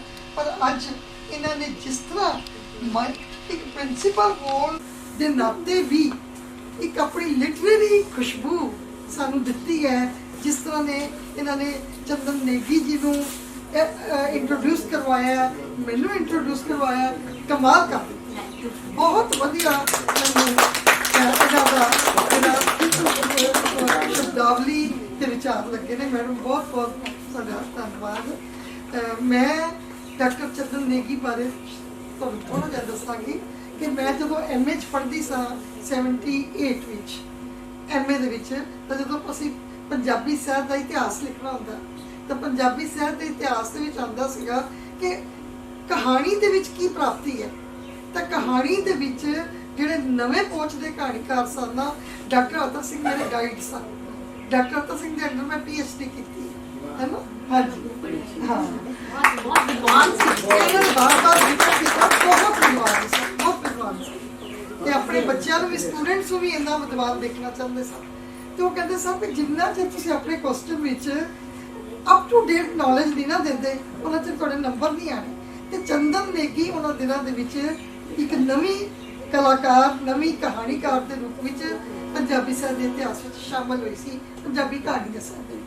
ਤੇ ਅਸੀਂ ਜਦੋਂ ਇਮਤਿਹਾਨ ਵਿੱਚ ਲਿਖਦੇ ਸਾਂ ਤੇ ਉਦੋਂ ਚੰਦਨ ਨੇਗੀ ਦਾ ਜ਼ਿਕਰ ਕਰਦੇ ਸਾਂ ਕਿ ਜਿਹੜੀ ਹੁਣ ਦੀ ਨਵੀਂ ਵਿਧਾ ਆ ਰਹੀ ਹੈ ਜਾਂ ਹੁਣ ਦੇ ਨਵੇਂ ਪੰਜਾਬੀ ਕਹਾਣੀਕਾਰ ਆ ਰਹੇ ਨੇ, ਉਹਦੇ ਚੰਦਨ ਨੇਗੀ ਦਾ ਵੀ ਬੜਾ ਦਸਤਾ। ਪਰ ਇਹਨਾਂ ਨੂੰ ਮਿਲਣ ਦਾ ਮੌਕਾ ਅੱਜ ਮੈਨੂੰ ਮਿਲਿਆ। ਤੁਸੀਂ ਇਹ ਦੇਖੋ ਕਿ 40-42 ਸਾਲ ਹੋ ਗਏ ਨੇ, ਅੱਜ ਮਿਲਣ ਦਾ ਮੌਕਾ ਮਿਲਿਆ। ਹਾਂ, ਇਹਨਾਂ ਦੀ ਫੋਟੋ ਨੂੰ ਜ਼ਰੂਰ ਮੈਂ ਬੜੇ ਵਾਰੀ ਦੇਖਦੀ ਸਾਂ ਤੇ ਮੈਨੂੰ ਲੱਗਦਾ ਸੀ ਕਿ ਇੰਨੀ ਸਮਾਰਟ ਲੇਡੀ ਵੀ ਹੈ ਨਾ, ਸਾੜੀ ਇੰਨੀ ਆਰਗੇਨਾਈਜ਼ਡ ਵੇ ਨਾਲ ਹੈ ਬੰਨੀ ਹੋਈ, ਨੈਣ ਨਕਸ਼ੇ ਇੰਨੇ ਤਿੱਖੇ ਤਿੱਖੇ। ਤੇ ਮਤਲਬ ਅੰਦਰ ਹੁੰਦਾ ਸੀਗਾ ਵੀ ਜਿਹੜੀਆਂ ਕੁੜੀਆਂ 'ਚ ਲਿਖਦੀਆਂ ਹੈਗੀਆਂ ਨੇ ਉਹਨਾਂ 'ਚ ਕੀ ਹੁੰਦਾ ਹੈ। ਉਹ ਮਿਲਣਾ ਚਾਹੁੰਦੀ ਸਾਂ, ਪਰ ਇਹ ਨਹੀਂ ਪਤਾ ਹੁੰਦਾ ਵੀ ਤੁਸੀਂ ਕਿਹੜੇ ਮੌਕੇ ਤੇ ਕਿਹੜੇ ਟਾਈਮ ਕਦੋਂ ਕਿਸ ਨੂੰ ਮਿਲਣਾ। ਤੇ ਅੱਜ ਮੈਨੂੰ ਇਹਨਾਂ ਦੇ ਦਰਸ਼ਨ ਹੋਏ ਨੇ, ਇਹਨਾਂ ਨੂੰ ਸੁਣਨ ਦਾ ਮੌਕਾ ਮਿਲਿਆ। ਇਹ ਬੜੀ ਵੱਡੀ ਅੱਜ ਦੀ ਪ੍ਰਾਪਤੀ ਹੈ। ਔਰ ਇਸ ਪ੍ਰਾਪਤੀ ਦੇ ਵਿੱਚ ਸਾਡੀ ਪੰਜਾਬੀ ਸਾਹਿਤ ਅਕੈਡਮੀ ਦਾ, ਤੁਹਾਡੇ ਕਾਲਜ ਦਾ, ਮੈਡਮ ਆਪਣਾ ਨਵਜੋਤ ਹੋਰਾਂ ਦਾ ਬੜਾ ਵੱਡਾ ਹੱਥ ਹੈ ਮਿਲਾਨ ਦੇ ਵਿੱਚ। ਬੇਟਾ ਜਦੋਂ ਮੈਂ ਇਹਨਾਂ ਨੂੰ ਪੜ੍ਹਿਆ ਨਾ ਤੇ ਮੈਨੂੰ ਇਹ ਲੱਗਿਆ ਕਿ ਜਿਹੜੀ ਕੁੜੀ ਇਹ ਕਹਿ ਰਹੀ ਹੈ ਕਿ ਵੀ ਮੈਂ ਆਪਣੇ ਫਾਦਰ ਦੀਆਂ ਕਹਾਣੀਆਂ ਨਹੀਂ ਪੜ੍ਹੀਆਂ, ਮੈਂ ਲਿਖਣਾ ਹੀ ਉਦੋਂ ਸ਼ੁਰੂ ਕੀਤਾ ਜਦੋਂ ਮੇਰੇ ਫਾਦਰ ਦੀਆਂ ਅਜੇ ਕਹਾਣੀਆਂ ਨੂੰ ਮੈਂ ਕਦੇ ਪੜ੍ਹਿਆ ਹੀ ਨਹੀਂ ਸੀਗਾ ਤੇ ਉਹ ਇੰਨੀ ਖੂਬਸੂਰਤ ਕਹਾਣੀ ਲਿਖ ਸਕਦੀ ਹੈ। ਤੇ ਮੈਨੂੰ ਤਾਂ ਯਾਦ ਆਇਆ ਅਰਜਨ ਤੇ ਮੇਘਨਾਥ, ਕਿ ਜਿਹੜਾ ਮੇਘਨਾਥ ਸੀਗਾ ਜਦੋਂ ਕੀ ਬੇਟਾ ਉਹਦਾ ਨਾਮ ਸੀ ਜਿਹਨੇ ਆਪਣੀ ਮਾਂ ਦੇ ਗਰਭ ਵਿੱਚ ਹੀ ਸਿੱਖ ਲਿਆ ਸੀਗਾ, ਨਹੀਂ ਅਭਿਮਨਿਊ ਨੇ ਆਪਣੀ ਮਾਂ ਦੇ ਪੇਟ ਵਿੱਚ ਹੀ ਸਿੱਖ ਲਿਆ ਸੀ ਕਿ ਜਦੋਂ ਚੱਕਰਵਿਊਹ ਮਹਾਭਾਰਤ ਦਾ ਜਿਹੜਾ ਹੈਗਾ ਸੀਗਾ ਉਹਨੂੰ ਕਿਵੇਂ ਉਹਦੇ ਵਿੱਚ ਐਂਟਰ ਕਿਵੇਂ ਕਰਨਾ ਹੈ ਨਾ। ਕਹਿੰਦੇ ਨੇ ਉਹਦੀ ਮਾਂ ਸੌਂ ਗਈ ਸੀ, ਜਦੋਂ ਕਿਵੇਂ ਉਸ ਚੱਕਰਵਿਊਹ ਦੇ ਵਿੱਚ ਐਂਟਰ ਕਰਨਾ। ਤਾਂ ਚੰਦਨ ਨੇਗੀ ਜੀ ਨੇ ਵੀ ਉਹ ਜਿਹੜਾ ਸਵਾਦ ਹੈ ਨਾ ਉਹ ਤੁਸੀਂ ਚੱਖਿਆ ਹੋਇਆ ਹੈ ਨਾ, ਆਪਣੀ ਮਾਂ ਦੇ ਪੇਟ ਵਿੱਚ ਕਹਿ ਲਓ ਜਾਂ ਆਪਣੇ ਪਿਤਾ ਦੇ ਸੰਗ ਕਹਿ ਲਓ, ਤੁਹਾਨੂੰ ਉਹ ਗੁੜਤੀ ਮਿਲੀ ਹੋਈ ਹੈ। ਐਵੇਂ ਨਹੀਂ ਤੁਸੀਂ ਇੱਕਦਮ ਤੁਸੀਂ ਕਲਾਕਾਰ ਬਣ ਗਏ, ਜਿਵੇਂ ਨਹੀਂ ਤੁਸੀਂ ਇੱਕ ਵਾਰੀ ਸਟੇਜ ਤੇ ਚੜ ਗਏ। ਤੁਹਾਡੇ ਪਿੱਛੇ ਕਾਫੀ ਜਿਹੜਾ ਸੀ ਨਾ ਇਹ ਸਰਮਾਇਆ ਸੀ ਕ੍ਰੀਏਟੀਵਿਟੀ ਦਾ, ਇਹ ਸਿਰਜਣਾਤਮਕਤਾ ਦਾ ਬਹੁਤ ਵੱਡਾ ਸਰਮਾਇਆ ਸੀ। ਦੂਜੀ ਮੈਂ ਤੁਹਾਨੂੰ ਇੱਕ ਗੱਲ ਦੱਸਦੀ ਹਾਂ ਕਿ ਚੰਦਨ ਨੇਗੀ ਜੀ ਦੀ ਨਿਵੇਕਲਤਾ ਕੀ ਹੈ। ਸਾਡੀਆਂ ਜਿੰਨੀਆਂ ਵੀ ਪੰਜਾਬੀ ਦੀਆਂ ਰਾਈਟਰਸ ਹੋਈਆਂ ਨੇ, ਨਾਵਲਕਾਰ ਹੋਈਆਂ, ਦਲੀਪ ਕੌਰ ਟਿਵਾਣਾ, ਅਜੀਤ ਕੌਰ ਹੋਈ, ਬਚਿੰਤ ਕੌਰ ਹੋਈ, ਬਹੁਤ ਸਾਰੀਆਂ ਹੋਈਆਂ ਨੇ। ਇਹਨਾਂ ਦੀ ਇੱਕ ਕਹਾਣੀ ਲਿਖਣ ਦੇ ਵਿੱਚ ਹਮੇਸ਼ਾ ਹੀ ਇਹ ਰਿਹਾ ਕਿ ਕੁੜੀਆਂ ਨੂੰ ਇਹ ਦੱਸੋ ਕਿ ਸਮਾਜ ਦੇ ਵਿੱਚ ਜੇ ਉਹਨਾਂ ਦੀ ਦੁਰਦਸ਼ਾ ਹੈ ਤਾਂ ਉਹਦਾ ਕਾਰਨ ਮਰਦ ਹੈ ਜਾਂ ਮਰਦ ਜਿਹੜਾ ਪ੍ਰਧਾਨ ਸਮਾਜ ਹੈ। ਜਿੰਨੀਆਂ ਵੀ ਸਾਡੀਆਂ ਰਾਈਟਰ ਹੋਈਆਂ, ਜੇ ਸਾਡੀ ਫੈਮਿਨਿਸਟ ਮੂਵਮੈਂਟ ਵੀ ਚੱਲੀ ਹੈ, ਉਹਨੇ ਸਾਨੂੰ ਆਪਣੇ ਮਰਦ ਨਾਲ ਜੁੜਨ ਨਹੀਂ ਦਿੱਤਾ, ਵੱਖਰਾ ਤੋੜ ਦਿੱਤਾ ਕਿ ਨਹੀਂ ਇਹ ਤੇਰੀ ਇੰਝ ਇੱਜ਼ਤ ਨਹੀਂ ਕਰਦਾ, ਇਹ ਤੇਰੇ ਜਜ਼ਬਿਆਂ ਦੀ ਕਦਰ ਨਹੀਂ ਕਰਦਾ। ਇਹ ਚੰਦਨ ਨੇਗੀ ਇੱਕ ਅਜਿਹੀ ਵਿਲੱਖਣ ਕਲਾਕਾਰ ਹੈ ਜਿਹਨੇ ਇਹ ਕਿਹਾ ਕਿ ਜੇ ਔਰਤ ਪੀੜਤ ਹੈ ਨਾ ਤਾਂ ਔਰਤ ਪੀੜਤ ਕਰਦੀ ਵੀ ਹੈ, ਜੇ ਇਹ ਦੁੱਖ ਸਹਿੰਦੀ ਹੈ ਨਾ ਤੇ ਇੱਕ ਦੁੱਖ ਦੇਣ ਵਿੱਚ ਵੀ ਪਿੱਛੇ ਨਹੀਂ ਰਹਿੰਦੀ। ਸੋ ਔਰਤ ਦੇ ਉਹ ਜਿਹੜੇ ਰੂਪ ਨੇ ਜਿਨ੍ਹਾਂ ਵਿੱਚ ਉਹ ਮਰਦ ਨੂੰ ਦੁੱਖ ਦਿੰਦੀ ਹੈ, ਆਪਣੇ ਹਸਬੈਂਡ ਨੂੰ ਦੁੱਖ ਦਿੰਦੀ ਹੈ ਨਾ, ਉਹ ਉਹਦੇ ਤੋਂ ਹੁਸ਼ਿਆਰ ਹੋ ਕੇ ਜ਼ਿਆਦਾ ਨਿਕਲ ਜਾਂਦੀ ਹੈ, ਉਹ ਰੂਪ ਵੀ ਇਹਨਾਂ ਨੇ ਆਪਣੀਆਂ ਕਹਾਣੀਆਂ ਦੇ ਵਿੱਚ ਵਰਤੇ ਨੇ। ਸੋ ਮੈਂ ਕਹਾਂਗੀ ਕਿ ਸ਼ੀ ਇਜ਼ ਵੈਰੀ ਬੈਲੈਂਸਡ। ਇਹਦੀ ਅਪਰੋਚ ਜਿਹੜੀ ਹੈ ਚੰਦਨ ਨੇਗੀ ਦੀ ਲਿਟਰੇਚਰ ਵੱਲ, ਜ਼ਿੰਦਗੀ ਵੱਲ ਬੜੀ ਬੈਲੈਂਸਡ ਹੈ। ਉਹ ਇਸ ਤਰ੍ਹਾਂ ਨਹੀਂ ਕਿਸੇ ਦੇ ਕਾਬੂ ਆ ਜਾਂਦੇ ਕਿ ਜੇ ਫੈਸ਼ਨ ਦੀ ਜਿਹੜੀ ਲਹਿਰ ਚੱਲੀ ਹੈ, ਮੂਵਮੈਂਟ ਲਹਿਰ ਚੱਲੀ ਹੈ, ਫੈਮਿਨਿਸਟ ਲਹਿਰ, ਤੇ ਠੀਕ ਹੈ ਮੈਂ ਵੀ ਬਾਕੀਆਂ ਵਾਂਗੂ ਮਰਦ ਪ੍ਰਧਾਨ ਸਮਾਜ ਨੂੰ ਕੋਸਾਂ ਵੀ ਤੂੰ ਹੀ ਜ਼ਿੰਮੇਦਾਰ ਹੈ, ਇਹ ਪਿੱਤਰੀ ਪ੍ਰਧਾਨ ਵੀ ਜਿਹੜਾ ਜ਼ਿੰਮੇਦਾਰ ਹੈ। ਨਹੀਂ, ਉਹ ਕਹਿੰਦੇ ਮਰਦ ਤੇ ਔਰਤ ਜਿਹਨੂੰ ਵੀ ਕਦੇ ਮੌਕਾ ਮਿਲੇਗਾ ਨਾ, ਜੇ ਉਹਦੇ ਅੰਦਰ ਆਤਮਾ ਨਹੀਂ ਹੈਗੀ ਜਾਂ ਜੇ ਉਹਦੇ ਅੰਦਰ ਆਚਾਰ ਨਹੀਂ ਹੈਗਾ, ਉਹ ਇਸ ਤਰ੍ਹਾਂ ਹੀ ਦਗਾ ਦੇਣਗੇ ਇੱਕ ਦੂਜੇ ਨੂੰ। ਇਹਨਾਂ ਦੀ ਕਹਾਣੀ ਹੈਗੀ ਹਰਕਸੋਗ। ਤੁਸੀਂ ਪੜ੍ਹਿਓ ਕਦੀ, ਇਹ ਮੇਰੇ ਕੋਲ ਹੀ ਪਈ ਹੈ। ਹਰਕਸੋਗ ਕਹਾਣੀ ਇੰਨੀ ਬਿਹਤਰੀਨ ਕਹਾਣੀ ਹੈ, ਔਰ ਮੈਂ ਹੈਰਾਨ ਹਾਂ ਕਿ ਲਿਖੀ ਇੰਝ ਜਿਵੇਂ ਕੋਈ ਪਿਕਚਰ ਦੇ ਸੀਨ ਤੁਸੀਂ ਦੇਖਦੇ ਪਏ, ਜਿਵੇਂ ਕਿ ਤੁਹਾਡੇ ਸਾਹਮਣੇ ਕੋਈ ਮੂਵੀ ਚੱਲ ਰਹੀ ਹੈ, ਕੋਈ ਪਿਕਚਰ ਚੱਲ ਰਹੀ ਹੈ। ਸਟਾਰਟ ਇੰਝ ਕਰਦੇ ਨੇ ਆਰਾਮ ਨਾਲ, ਔਰ ਫਿਰ ਉਸ ਤੋਂ ਬਾਅਦ ਸਾਰੀ ਡਿਸਕ੍ਰਿਪਸ਼ਨ ਹੈ, ਔਰ ਨਾਲ ਦੀ ਨਾਲ ਇਹਨਾਂ ਨੂੰ ਕੋਈ ਆਪਣੀ ਕਹਾਣੀ ਮੁਕਾਉਣ ਦੀ ਕਾਹਲ ਨਹੀਂ ਹੈਗੀ ਕਿ ਮੈਂ ਆਪਣੀ ਕਹਾਣੀ ਨੂੰ ਫਟਾਫਟ ਛੜੱਪੇ ਮਾਰ ਕੇ ਮੁਕਾ ਦਿਆਂ। ਆਰਾਮ ਨਾਲ ਹਰ ਕਿਸੇ ਨਾਲ ਮਤਲਬ ਇਹ ਵੀ ਅੱਛਾ। ਦੂਜੀ ਗੱਲ ਹੈ, ਇੰਝ ਵਾਧੂ ਵਿਸਤਾਰ ਵੀ ਨਹੀਂ ਕਰਦਾ, ਐਵੇਂ ਜਿਵੇਂ ਛੋਟੀਆਂ ਛੋਟੀਆਂ ਬੁਰਸ਼ਿਸ਼ਾਂ ਹੁੰਦੀਆਂ ਨੇ ਨਾ, ਉਸ ਚਰਿੱਤਰ ਨੂੰ ਉਹਨੂੰ ਉਲੀਕ ਦੇਣਾ। ਔਰ ਫਿਰ ਸਾਡੀਆਂ ਜਿਹੜੀਆਂ ਲੇਖਕਾਵਾਂ ਨੇ ਜ਼ਿਆਦਾ ਉਹ ਦੁੱਖ ਦਾ ਸੰਘਣਾ ਚਿੱਤਰ ਖਿੱਚਦੀਆਂ ਨੇ ਤਾਂ ਕਿ ਔਰਤ ਜਿਹੜੀ ਤਰਸ ਦੀ ਪਾਤਰ ਬਣ ਜਾਵੇ। ਉਹਨਾਂ ਦੀਆਂ ਲਿਖਤਾਂ ਦੇ ਵਿੱਚ ਔਰਤ ਹਮੇਸ਼ਾ ਤਰਸ ਦੀ ਪਾਤਰ ਹੁੰਦੀ ਕਿ ਮੈਂ ਕਿੱਧਰ ਜਾਵਾਂ, ਮੈਂ ਕਿੱਧਰ। ਇਹ ਇਸ ਤਰ੍ਹਾਂ ਨਹੀਂ ਚਿੱਤਰਦੀ। ਇਹ ਕਹਿੰਦਾ ਕਿ ਔਰਤ ਦੇ ਵਿੱਚ ਬੜੀ ਸ਼ਕਤੀ ਹੈ, ਔਰਤ ਦੇ ਵਿੱਚ ਬੜੀ ਸਮਰੱਥਾ ਹੈ ਨਾ। ਜੇ ਉਹ ਕਰਨਾ ਚਾਹਵੇ ਸਭ ਕੁਝ ਕਰ ਸਕਦੀ ਹੈ, ਪਰ ਜੇ ਪੁੱਠੇ ਪਾਸੇ ਚਲੀ ਜਾਏ ਤੇ ਇਹਦੇ ਵਰਗਾ ਦੁਸ਼ਮਣ ਵੀ ਕੋਈ ਨਹੀਂ ਹੈਗਾ। ਪਰ ਜਿਹੜਾ ਅੱਜ ਸਾਡਾ ਫਿਨੋਮੀਨਾ ਹੈ ਨਾ, ਅਸੀਂ ਕਹਿ ਤਾਂ ਰਹੇ ਹਾਂ ਕਿ ਨਾਰੀਵਾਦੀ ਲਹਿਰ ਨੇ ਨਾਰੀਆਂ ਨੂੰ ਬਹੁਤ ਉੱਚਾ ਚੁੱਕਿਆ, ਪਰ ਅੱਜ ਤੁਸੀਂ ਵੇਖੋ ਕਿ ਨਾਰੀਆਂ ਦੁੱਖ ਦੇਣ ਲੱਗਿਆ ਵੀ ਅੱਜ ਕੱਲ੍ਹ ਆਪਣੇ ਹਸਬੈਂਡ ਨੂੰ ਵੀ ਇਹਨਾਂ ਨੇ ਇੰਨਾ ਬੋਨਾ ਬਣਾਇਆ ਹੋਇਆ। ਚਾਹੀਦਾ ਕੀ ਹੈ, ਸਮਾਜ ਨੂੰ ਕੋਈ ਇਹੋ ਜਿਹੀ ਸੇਧ ਦਿਓ ਕਿ ਮਰਦ ਤੇ ਔਰਤ ਦਾ, ਹਸਬੈਂਡ ਤੇ ਵਾਈਫ ਦਾ ਇੱਕ ਹੈਲਦੀ ਰਿਲੇਸ਼ਨਸ਼ਿਪ ਹੋਵੇ, ਹੈ ਨਾ, ਇੱਕ ਉਹਨਾਂ ਦੀ ਯੂਨੀਅਨ ਹੋਵੇ ਜਿਹਦੇ ਵਿੱਚ ਪਰਿਵਾਰ, ਸਮਾਜ, ਦੇਸ਼, ਰਾਸ਼ਟਰ, ਅੱਗੋਂ ਅੰਤਰਰਾਸ਼ਟਰ, ਤੁਹਾਨੂੰ ਸਭ ਨੂੰ ਤਰੱਕੀ ਦੇ ਮੌਕੇ ਮਿਲਣ, ਹੈ ਨਾ। ਕਿਉਂਕਿ ਇਹ ਸਾਰੀਆਂ ਇਕਾਈਆਂ ਨੇ ਸਾਡੇ ਤਾਣੇ ਬਾਣੇ ਦੀਆਂ, ਸਾਡੇ ਰਿਲੇਸ਼ਨਸ਼ਿਪ ਦੀਆਂ। ਜਿਵੇਂ ਮੈਡਮ ਕਹਿ ਰਹੇ ਨੇ ਨਾ ਕਿ ਥੋੜ੍ਹੀ ਜਿਹੀ ਸਾਡੇ ਅੰਦਰ ਸਹਿਨਸ਼ੀਲਤਾ ਹੋਣੀ ਚਾਹੀਦੀ ਹੈ। ਇਹ ਮੈਂ ਮੰਨਦੀ ਹਾਂ ਕਿ ਜੇ ਔਰਤ ਨੂੰ ਇਹ ਗਹਿਣਾ ਮਿਲਿਆ ਹੋਇਆ, ਤੁਸੀਂ ਕਹਿੰਦੇ ਹੋ ਵੀ ਅਸੀਂ ਬਰਾਬਰੀ ਕਰ ਲਈਏ ਮਰਦ ਦੀ, ਜੇ ਉਹਨੇ ਜੀਨਾਂ ਪਾਈਆਂ ਅਸੀਂ ਪਾ ਲਈਏ, ਜੇ ਉਹਨੇ ਵਾਲ ਇੰਝ ਕਿਤੇ ਅਸੀਂ ਕਰ ਲਈਏ, ਇਹ ਬਰਾਬਰੀ ਨਹੀਂ ਹੈ। ਬਰਾਬਰੀ ਹੈ ਮੈਂਟਲ ਸੋਚ ਦੀ, ਕਿ ਤੁਹਾਡੀ ਸੋਚ ਕਿਵੇਂ ਪ੍ਰਗਤੀਸ਼ੀਲ ਹੁੰਦੀ ਹੈ। ਸੋਚ ਇਹ ਨਹੀਂ ਕਿ ਮੈਂ ਬਦਲਾ ਲੈਣਾ, ਸੋਚ ਇਹ ਹੈ ਕਿ ਉਹਨੂੰ ਆਪਣੇ ਅਨੁਸਾਰ ਢਾਲਣਾ ਕਿਵੇਂ, ਔਰ ਅਗਾਂਹ ਵਧੂ ਹੋ ਕੇ ਉਹਨੂੰ ਕਨਵਿੰਸ ਕਿਵੇਂ ਕਰਨਾ। ਤੁਹਾਡੀ ਤਾਂ ਬੁੱਧੀ ਹੋਣੀ ਚਾਹੀਦੀ ਹੈ, ਰੋਣਾ ਨਹੀਂ, ਰੁਦਨ ਨਹੀਂ ਕਰਨਾ ਕਿ ਜੀ ਮੈਂ ਮਰ ਗਈ, ਮੈਂ ਤਾਂ ਤਰਸ ਦੀ ਪਾਤਰ ਹਾਂ। ਰੁਦਨ ਨਹੀਂ ਕਰਨਾ, ਆਪਣੀ ਕਨਵਿੰਸਿੰਗ ਸ਼ਕਤੀ ਗਿਆਨ ਦੇ ਸਹਾਰੇ, ਸਿੱਖਿਆ ਦੇ ਸਹਾਰੇ ਉਹ ਹੋਣੀ ਚਾਹੀਦੀ ਹੈ ਕਿ ਮੈਂ ਆਪਣੇ ਪਰਿਵਾਰ ਨੂੰ ਕਿਵੇਂ ਕਿਵੇਂ ਇੱਕ ਅੱਗੇ ਵਧਣਾ ਪਰਿਵਾਰ ਬਣਾਉਣਾ। ਆਫਟਰ ਆਲ ਬੱਚਿਆਂ ਨੇ ਤੁਹਾਡੇ 'ਚੋਂ ਜਨਮ ਲੈਣਾ ਨਾ। ਏਡੀ ਵੱਡੀ ਸਿਰਜਣਾਤਮਕ ਸ਼ਕਤੀ, ਜਨਨੀ ਸ਼ਕਤੀ ਤੁਹਾਨੂੰ ਮਿਲੀ ਹੈ, ਸਾਨੂੰ ਮਿਲੀ ਹੈ, ਉਹ ਮਰਦ ਨੂੰ ਨਹੀਂ ਮਿਲੀ, ਹੈ ਨਾ। ਸੋ ਜੇ ਅਸੀਂ ਕਹੀਏ ਕਿ ਉਹਦੇ ਗੁਣ ਤੇ ਸਾਡੇ ਗੁਣ ਇੱਕੋ ਜਿਹੇ ਹੋ ਜਾਣ, ਇਹ ਨਹੀਂ ਹੋ ਸਕਦੇ। ਸਾਡੇ 'ਚ ਜ਼ਿਆਦਾ ਪਾਵਰ ਹੈ ਉਹਨਾਂ ਨਾਲੋਂ, ਸਾਡੇ 'ਚ ਜ਼ਿਆਦਾ ਸਮਰੱਥਾ ਹੈ ਦੁੱਖ ਸਹਿਣ ਦੀ, ਕਿਸੇ ਵੀ ਚੀਜ਼ ਨੂੰ ਬਰਦਾਸ਼ਤ ਕਰਨ ਦੀ ਸਾਡੇ 'ਚ ਜ਼ਿਆਦਾ ਪਾਵਰ ਹੈ। ਔਰ ਜਿਹੜੀ ਸਾਡੀ ਪਾਵਰ ਹੈ ਨਾ, ਉਹਨੂੰ ਚਮਕਾਉਣਾ ਚਾਹੀਦਾ। ਇਹਨਾਂ ਦੇ ਪਾਤਰ ਕੀ ਨੇ? ਉਹ ਕਹਿੰਦੇ ਹੀ ਨਹੀਂ ਕਿ ਮੈਨੂੰ ਦੁੱਖ ਹੈ, ਉਹ ਬੋਲਦੇ ਹੀ ਨਹੀਂ ਕਿ ਮੈਨੂੰ ਦੁੱਖ ਹੈ, ਪਰ ਜਿਸ ਤਰ੍ਹਾਂ ਉਹ ਦੁੱਖ ਦਾ ਅਹਿਸਾਸ ਕਰਵਾ ਦਿੰਦੇ ਨੇ ਨਾ ਦੂਜੇ ਬੰਦੇ ਨੂੰ, ਤੇ ਲੱਗਦਾ ਹੈ ਕਿ ਉਹਦਾ ਅਸਰ ਬਹੁਤ ਜ਼ਿਆਦਾ ਹੈ। ਮਤਲਬ ਪਾਤਰ ਮੂਕ ਰਹਿ ਕੇ ਵੀ, ਖਾਮੋਸ਼ ਰਹਿ ਕੇ ਵੀ, ਬਰਦਾਸ਼ਤ ਕਰਕੇ ਵੀ ਆਪਣੀ ਸੰਵੇਦਨਾ ਨਾਲ ਸਾਡੀ ਸਾਂਝ ਪਵਾ ਦਿੰਦੇ ਨੇ। ਸੋ ਇਹ ਹੈ ਜ਼ਿੰਦਗੀ। ਜ਼ਿੰਦਗੀ ਕੋਈ 2+2 4 ਨਹੀਂ ਹੈਗੀ। ਜ਼ਿੰਦਗੀ ਦੇ ਵਿੱਚ ਹਰਖ ਵੀ ਹੈ, ਸੋਗ ਵੀ ਹੈ। ਦੂਜੀ ਜਿਹੜੀ ਮੈਂ ਇਹ ਗੱਲ ਕਰਨੀ ਸੀਗੀ ਕਿ ਇਹਨਾਂ ਕੋਲ ਇੱਕ ਸਟਾਈਲ ਹੈ, ਸਟਾਈਲ ਬੜਾ ਪਿਆਰਾ। ਜੇ ਕਹਿੰਦੇ ਮੈਂ ਪੜ੍ਹੀ ਨਹੀਂ ਹੈਗੀ, ਮੈਨੂੰ ਆਈ ਡਾਊਟ ਕਿ ਇਹ BA ਨਹੀਂ, ਇਹਨਾਂ ਤਾਂ PhD ਤੋਂ ਉੱਪਰ ਹੋਣਾ ਚਾਹੀਦਾ। ਇੰਨਾ ਇਹਨਾਂ ਦਾ ਨਿੱਜੀ ਅਨੁਭਵ ਤਗੜਾ ਹੈ, ਇੰਨੀ ਇਹਨਾਂ ਦੇ ਅੰਦਰ ਸੈਂਸਿਟੀਵਿਟੀ ਹੈ, ਇੰਨੀ ਸੈਂਸਿਬਿਲਿਟੀ ਹੈ। ਹਰ ਗੱਲ ਨੂੰ ਵਿਵੇਕ ਨਾਲ ਸਮਝਣ ਦੀ ਇੱਕ ਸਮਝ ਰੱਬ ਨੇ ਦਿੱਤੀ ਹੈ, ਫਿਰ ਉਹਨੂੰ ਚਿਤਰਨ ਦੀ ਦਿੱਤੀ ਹੈ। ਸਾਹਿਤ ਜਿਹੜਾ ਸਿਰਫ ਫੀਲਿੰਗ ਨਹੀਂ ਹੈ, ਸਾਹਿਤ ਸਿਰਫ ਜਜ਼ਬਾ ਨਹੀਂ ਹੈ, ਸਾਹਿਤ ਸਿਰਫ ਅਨੁਭਵ ਨਹੀਂ ਹੈ, ਸਾਹਿਤ ਵਿੱਚ ਗਿਆਨ ਵੀ ਹੈ, ਸਾਹਿਤ ਵਿੱਚ ਆਪਣੇ ਸਮੇਂ ਦੀ ਸੂਝ ਵੀ ਹੈ, ਤੇ ਸਾਹਿਤ ਜਿਹੜਾ ਹੈ ਆਪਣੇ ਆਪ ਦੇ ਵਿੱਚ ਇੱਕ ਨਵੀਂ ਦੁਨੀਆ ਸਿਰਜਣਾ ਹੈ, ਨਵੀਂ ਦੁਨੀਆ ਸਿਰਜਣਾ। ਤੁਹਾਡੇ ਕੋਲ ਅਨੁਭਵ ਵੀ ਹੋਵੇ, ਤੁਹਾਡੇ ਕੋਲ ਬੁੱਧੀ ਵੀ ਹੋਵੇ, ਤੇ ਤੁਹਾਡੇ ਕੋਲ ਲਿਖਣ ਦੀ ਜਾਂਚ ਨਾ ਹੋਵੇ, ਸਾਹਿਤ ਨਹੀਂ ਨਾ ਬਣ ਸਕਦਾ, ਹੈ ਨਾ।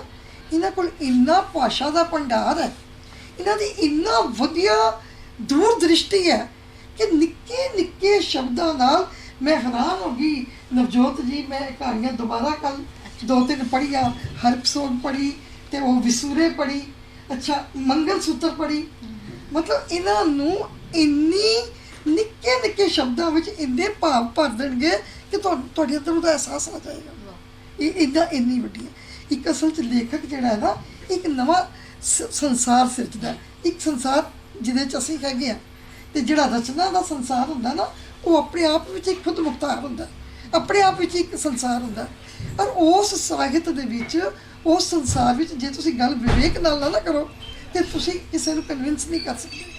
ਇਹਨਾਂ ਦੇ ਪਾਤਰ ਕਨਵਿੰਸ ਕਰਦੇ ਨੇ ਆਪਣੀ ਬੁੱਧੀ ਦੇ ਨਾਲ, ਆਪਣੇ ਅਹਿਸਾਸ ਦੇ ਨਾਲ, ਆਪਣੀ ਖਾਮੋਸ਼ੀ ਦੇ ਨਾਲ, ਆਪਣੀ ਭਾਸ਼ਾ ਦੇ ਨਾਲ। ਔਰ ਐਸੀਆਂ ਇਹਨਾਂ ਨੇ ਕਹਾਣੀਆਂ ਲਈਆਂ ਨੇ ਜਿਹੜੀਆਂ ਦਿਲ ਨੂੰ ਬਲੂੰਤਰ ਜਾਂਦੀਆਂ ਨੇ। ਅਸੀਂ ਕਹਿੰਦੇ ਵੱਡੀਆਂ ਵੱਡੀਆਂ ਕਹਾਣੀਆਂ ਲਈਏ, ਸਾਡੀ ਜ਼ਿੰਦਗੀ ਦੀਆਂ ਕਹਾਣੀਆਂ ਨੇ ਕਿ ਇੱਕ ਔਰਤ ਜਿਹੜੀ ਹੈ ਦੂਜੇ ਦਾ ਘਰ ਖੋਹ ਲੈਂਦੀ ਹੈ ਨਾ। ਇੱਕ ਮਰਦ ਜਿਹੜਾ ਦੂਜੇ ਦਾ ਘਰ ਖੋਹ ਲੈਂਦਾ, ਦੂਜੇ ਦੀ ਬੀਵੀ ਨੂੰ ਆਪਣੀ ਸਹੇਲੀ ਬਣਾ ਲੈਂਦਾ, ਹੈ ਨਾ। ਕਿੰਨਾ ਵੱਡਾ ਦੁੱਖ ਹੈ ਇਹ। ਇਸ ਤੋਂ ਵੱਡਾ ਦੁੱਖ ਮੈਨੂੰ ਲੱਗਦਾ ਕੋਈ ਨਹੀਂ ਹੋ ਸਕਦਾ। ਪਰ ਇਹੋ ਜਿਹੇ ਦੁੱਖਾਂ ਨੂੰ ਇਹਨਾਂ ਨੇ ਚਿਤਵਿਆ ਵੀ ਹੈ ਤੇ ਫਿਰ ਚਿਤਰਿਆ ਵੀ ਹੈ। ਸੋ ਚਿਤਵਣ ਤੇ ਚਿਤਰਨ ਜੇ ਉਹਨਾਂ 'ਚ ਵਿੱਥ ਦਾ ਨਾ ਹੋਵੇ ਤਾਂ ਹੀ ਸਾਹਿਤ ਬਣਦਾ ਹੈ। ਅਸੀਂ ਚਿਤਰ ਤੇ ਲੈਂਦੇ ਹਾਂ, ਪਰ ਅਸੀਂ ਚਿਤਰ ਨਹੀਂ ਸਕਦੇ, ਹੈ ਨਾ। ਸੋ ਚਿਤਰਨਾ ਜਿਹੜਾ ਹੈ ਉਹ ਕਲਾ ਹੈ, ਸਾਹਿਤ ਇੱਕ ਕਲਾ ਹੈ ਨਾ। ਅਸੀਂ ਸਿੱਧਾ ਸ਼ਬਦ ਨਹੀਂ ਲਿਖ ਸਕਦੇ, ਹੈ ਨਾ। ਅਸੀਂ ਕਹਿੰਦੇ ਆ ਬੀਨ ਨਾ ਵਜਾਈ ਮੁੰਡਿਆ ਮੇਰੀ ਗੁੱਤ ਸੱਪਣੀ ਬਣ ਜਾਊਗੀ। ਅਸੀਂ ਇਹ ਨਹੀਂ ਕਹਿੰਦੇ ਉਹਦੀ ਗੁੱਤ ਬੜੀ ਲੰਬੀ ਹੈ, ਉਹ ਖਲੋਰੇ ਖਾ ਰਹੀ ਹੈ।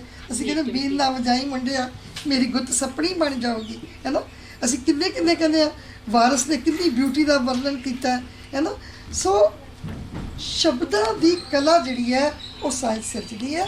ਸੋ ਇਹ ਕਲਾ ਇਹਨਾਂ ਕੋਲ ਹੈਗੀ ਹੈ, ਔਰ ਇਹਨਾਂ ਕੋਲ ਸੰਦੇਸ਼ ਦੇਣ ਨੂੰ ਹੈ ਇੱਕ ਸਿਹਤਮੰਦ ਸਮਾਜ ਦੇ ਲਈ, ਇੱਕ ਸਿਹਤਮੰਦ ਫੈਮਿਲੀ ਦੇ ਲਈ, ਕਿ ਸਾਨੂੰ ਆਪਣਾ ਆਚਾਰ ਜਿਹੜਾ ਹੈ, ਆਪਣਾ ਕਰੈਕਟਰ ਜਿਹੜਾ ਹੈ, ਆਪਣਾ ਜਿਹੜਾ ਪੂਰੇ ਦਾ ਪੂਰਾ ਇੱਕ ਬਹੁਤ ਵਧੀਆ ਇਨਸਾਨ ਬਣਾਉਣਾ ਚਾਹੀਦਾ, ਤਾਂ ਕਿ ਅਸੀਂ ਆਪ ਵੀ ਸੁੱਖ ਲਈਏ ਤੇ ਦੂਜੇ ਲਈ ਵੀ ਇੱਕ ਪੋਜ਼ਿਟਿਵ ਸਮਾਜ ਜਿਹੜਾ ਹੈ ਸਿਰ ਸਕੀਏ।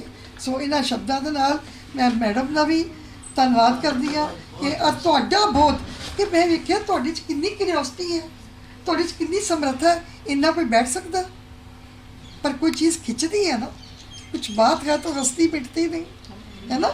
ਤੁਸੀਂ ਸਾਡੀ ਕੱਲ੍ਹ ਦੀਆਂ ਲੇਖਕਾਂ ਹੋ, ਤੁਹਾਡੇ ਵਿੱਚੋਂ ਲੇਖਕਾਵਾਂ ਨਿਕਲਣਗੀਆਂ ਜਦੋਂ ਤੁਸੀਂ ਅਹਿਸਾਸ ਕਰੋਗੇ ਕਿਸੇ ਚੀਜ਼ ਨੂੰ। ਪਰ ਇੱਕ ਗੱਲ ਯਾਦ ਰੱਖਣਾ, ਇੰਜ ਕਾਪੀ ਪੈਨਸਲ ਲੈ ਕੇ ਲਿਖਣਾ ਨਹੀਂ ਹੁੰਦਾ। ਇਹਦੇ ਲਈ ਇੱਕ ਤਪੱਸਿਆ ਹੈ, ਸਾਹਿਤਿਕ ਤਪੱਸਿਆ ਹੈ। ਇਹਦੇ ਲਈ ਤੁਹਾਨੂੰ ਬਹੁਤ ਅੱਛੀਆਂ ਕਿਰਤਾਂ ਪੜ੍ਹਨੀਆਂ ਪੈਂਦੀਆਂ ਨੇ। ਦਸਮ ਗ੍ਰੰਥ, ਗੁਰੂ ਗ੍ਰੰਥ, ਵੇਦ ਹੈ ਨਾ, ਤੰਪਦ, ਸਾਡਾ ਜਿੰਨਾ ਵੀ ਸ੍ਰੇਸ਼ਟ ਲਿਟਰੇਚਰ ਹੈ ਨਾ, ਉਹ ਸਾਨੂੰ ਪੜ੍ਹਨਾ ਚਾਹੀਦਾ। ਫਿਰ ਸਾਨੂੰ ਜਾਚ ਆਉਂਦੀ ਹੈ। ਜਿਵੇਂ ਮੈਡਮ ਨੂੰ ਇਹ ਕਹਿੰਦਾ ਨਾ ਚੰਦਨ ਨੇਗੀ ਜੀ, ਕਿ ਉਹਨਾਂ ਨੇ ਮੈਨੂੰ ਕਿਹਾ ਵੀ ਮੋਹਨ ਕਾਲੋਂ ਦੇ ਨਾਵਲ ਪੜ੍ਹ ਲੈ, ਬੇੜੀ ਤੇ ਬਰੇਤਾ ਪੜ੍ਹਿਆ ਹੋਏਗਾ, ਮਛਲੀ ਇੱਕ ਦਰਿਆ ਦੀ ਪੜ੍ਹਿਆ ਹੋਏਗਾ, ਤੇ ਫਿਰ ਤੂੰ ਆਪ ਲਿਖ ਕਿ ਤੈਨੂੰ ਇੱਕ ਵਾਰ ਪਤਾ ਲੱਗ ਜਾਏ ਕਿ ਕੀ ਗਲਪ ਹੁੰਦੀ ਕੀ ਹੈ। ਗਲਪ ਦਾ ਮਤਲਬ ਗੱਪ ਨਹੀਂ ਹੈ, ਗਲਪ ਦਾ ਮਤਲਬ ਹੈ ਸੱਚ ਨੂੰ ਸਿਰਜਣ ਦੀ ਕਲਾ। ਕਹਿੰਦੇ ਨਾ, ਅੱਜ ਸਵੇਰੇ ਭਾਟੀਆ ਸਾਹਿਬ ਦੱਸ ਰਹੇ ਸੀ ਕਿ ਇਤਿਹਾਸ ਵਿੱਚ ਕੁਝ ਵੀ ਸੱਚ ਨਹੀਂ ਹੁੰਦਾ ਸਵਾਏ ਨਾਵਾਂ ਤੇ ਥਾਵਾਂ ਤੇ ਸਾਹਿਤ ਵਿੱਚ ਸਭ ਕੁਝ ਸੱਚ ਹੁੰਦਾ ਹੈ ਸਵਾਏ ਨਾਵਾਂ ਤੇ ਥਾਵਾਂ ਤੇ, ਹੈ ਨਾ। ਸੋ ਸਾਹਿਤ ਵਿੱਚ ਸਭ ਕੁਝ ਸੱਚ ਹੈ, ਤੇ ਉਸ ਸੱਚ ਨੂੰ ਪੇਸ਼ ਕਰਨ ਦੇ ਲਈ ਜਿਹੜੀ ਵਿਧਾ ਹੈ ਉਹਨੂੰ ਅਸੀਂ ਕਹਿੰਦੇ ਹਾਂ ਗਲਪ। ਉਹਨੂੰ ਅਸੀਂ ਕੀ ਕਹਿੰਦੇ ਹਾਂ? ਗਲਪ। ਸੋ ਮੈਡਮ ਗਲਪ ਦੇ ਮਾਸਟਰ ਨੇ। ਇਹਨਾਂ ਕੋਲ ਗਲਪ ਦੀ ਜਿਹੜੀ ਹੈ ਉਹ ਵਿਧਾ ਨੂੰ ਇੱਕ ਰੂਪ ਦੇਣ ਦੀ ਜਿਹੜੀ ਹੈ ਉਹ ਖੂਬੀ ਹੈਗੀ ਹੈ। ਇਸੇ ਕਰਕੇ ਅਸੀਂ ਕਹਿੰਦੇ ਹਾਂ ਕਿ ਚੰਦਨ ਨੇਗੀ ਨੂੰ ਭਾਵੇਂ ਇਹਦਾ ਨੋਟਿਸ ਭਾਵੇਂ ਨਹੀਂ ਲਿਆ ਗਿਆ, ਪਰ ਇਹਦਾ ਨੋਟਿਸ ਰਾਸ਼ਟਰਪਤੀ ਨੇ ਲਿਆ। ਰਾਸ਼ਟਰਪਤੀ ਕੋਲੋਂ ਅਵਾਰਡ ਮਿਲਿਆ। ਇੱਥੇ ਤੇ ਪੋਲਿਟਿਕਸ ਹੈ ਨਾ। ਰਾਸ਼ਟਰਪਤੀ ਕੋਲੋਂ ਇਹ ਇਨਾਮ ਲੈ ਕੇ ਵਰਸਾਏ ਸ਼ਖਸੀਅਤ ਹੈ। ਭਾਸ਼ਾ ਵਿਭਾਗ ਨੇ ਇਨਾਮ ਦਿੱਤਾ ਹੈ। ਸੋ ਇਹੋ ਜਿਹੀਆਂ ਜਿਹੜੀਆਂ ਜ਼ਿੰਦਗੀ ਜਿਨ੍ਹਾਂ ਨੇ ਹੰਡਾਈ ਹੈ, ਇੱਕ ਪੋਜ਼ਿਟਿਵ ਵੇ ਨਾਲ ਜ਼ਿੰਦਗੀ 'ਚ ਪੋਜ਼ਿਟਿਵਿਟੀ ਬਹੁਤ ਜ਼ਰੂਰੀ ਹੈ। ਇੱਕ ਐਨਕ ਜੇ ਤੁਸੀਂ ਨੈਗੇਟਿਵ ਲਾ ਲਓ ਨਾ, ਮਾੜੀ ਜਿਹੀ ਐਨਕ ਖਰਾਬ ਹੋਵੇ ਨਾ, ਸਾਫ਼ ਨਾ ਹੋਵੇ, ਤੁਹਾਨੂੰ ਧੁੰਦਲਾ ਦਿਸਦਾ। ਤੇ ਜੇ ਜ਼ਿੰਦਗੀ ਦੀ ਐਨਕ ਇੰਝ ਹੋ ਜਾਵੇ ਨਾ, ਤੁਸੀਂ ਇਨਸਾਫ ਨਹੀਂ ਕਰ ਸਕਦੇ ਕਿਸੇ ਨਾਲ। ਆਪਣੇ ਰਿਸ਼ਤੇ ਇੰਨੇ ਅਮੀਰ ਰਿਸ਼ਤੇ ਹੁੰਦੇ ਨੇ, ਹੈ ਨਾ, ਭੈਣ ਭਰਾ, ਦੂਜੇ ਰਿਸ਼ਤੇ, ਉਹਨਾਂ ਰਿਸ਼ਤਿਆਂ ਨੂੰ ਜਜ਼ਬਾਤ ਨਾਲ ਪਾਲਣਾ ਚਾਹੀਦਾ ਹੈ ਨਾ।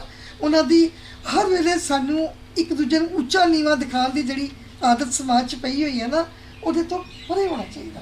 ਸੋ ਮੇਰੀ ਇੱਕ ਆਦਤ ਹੈ ਕਿ ਮੈਂ ਹਮੇਸ਼ਾ ਹਰ ਗੱਲ ਨੂੰ ਪੋਜ਼ਿਟਿਵਿਟੀ ਨਾਲ ਲੈਂਦੀ। ਕੋਈ ਗਲਤ ਵੀ ਮੇਰੇ ਅੱਗੇ ਕਰਦੇ ਨਾ, ਤੇ ਮੈਂ ਕਹਿੰਦੀ ਨਹੀਂ, ਇਹਦੇ ਵਿੱਚੋਂ ਵੀ ਕੋਈ ਪੋਜ਼ਿਟਿਵਿਟੀ ਅਸੀਂ ਲੱਭ ਸਕਦੇ ਹਾਂ, ਇਹਨੂੰ ਕੋਈ ਨਵਾਂ ਮੋੜ ਦੇ ਸਕਦੇ ਹਾਂ।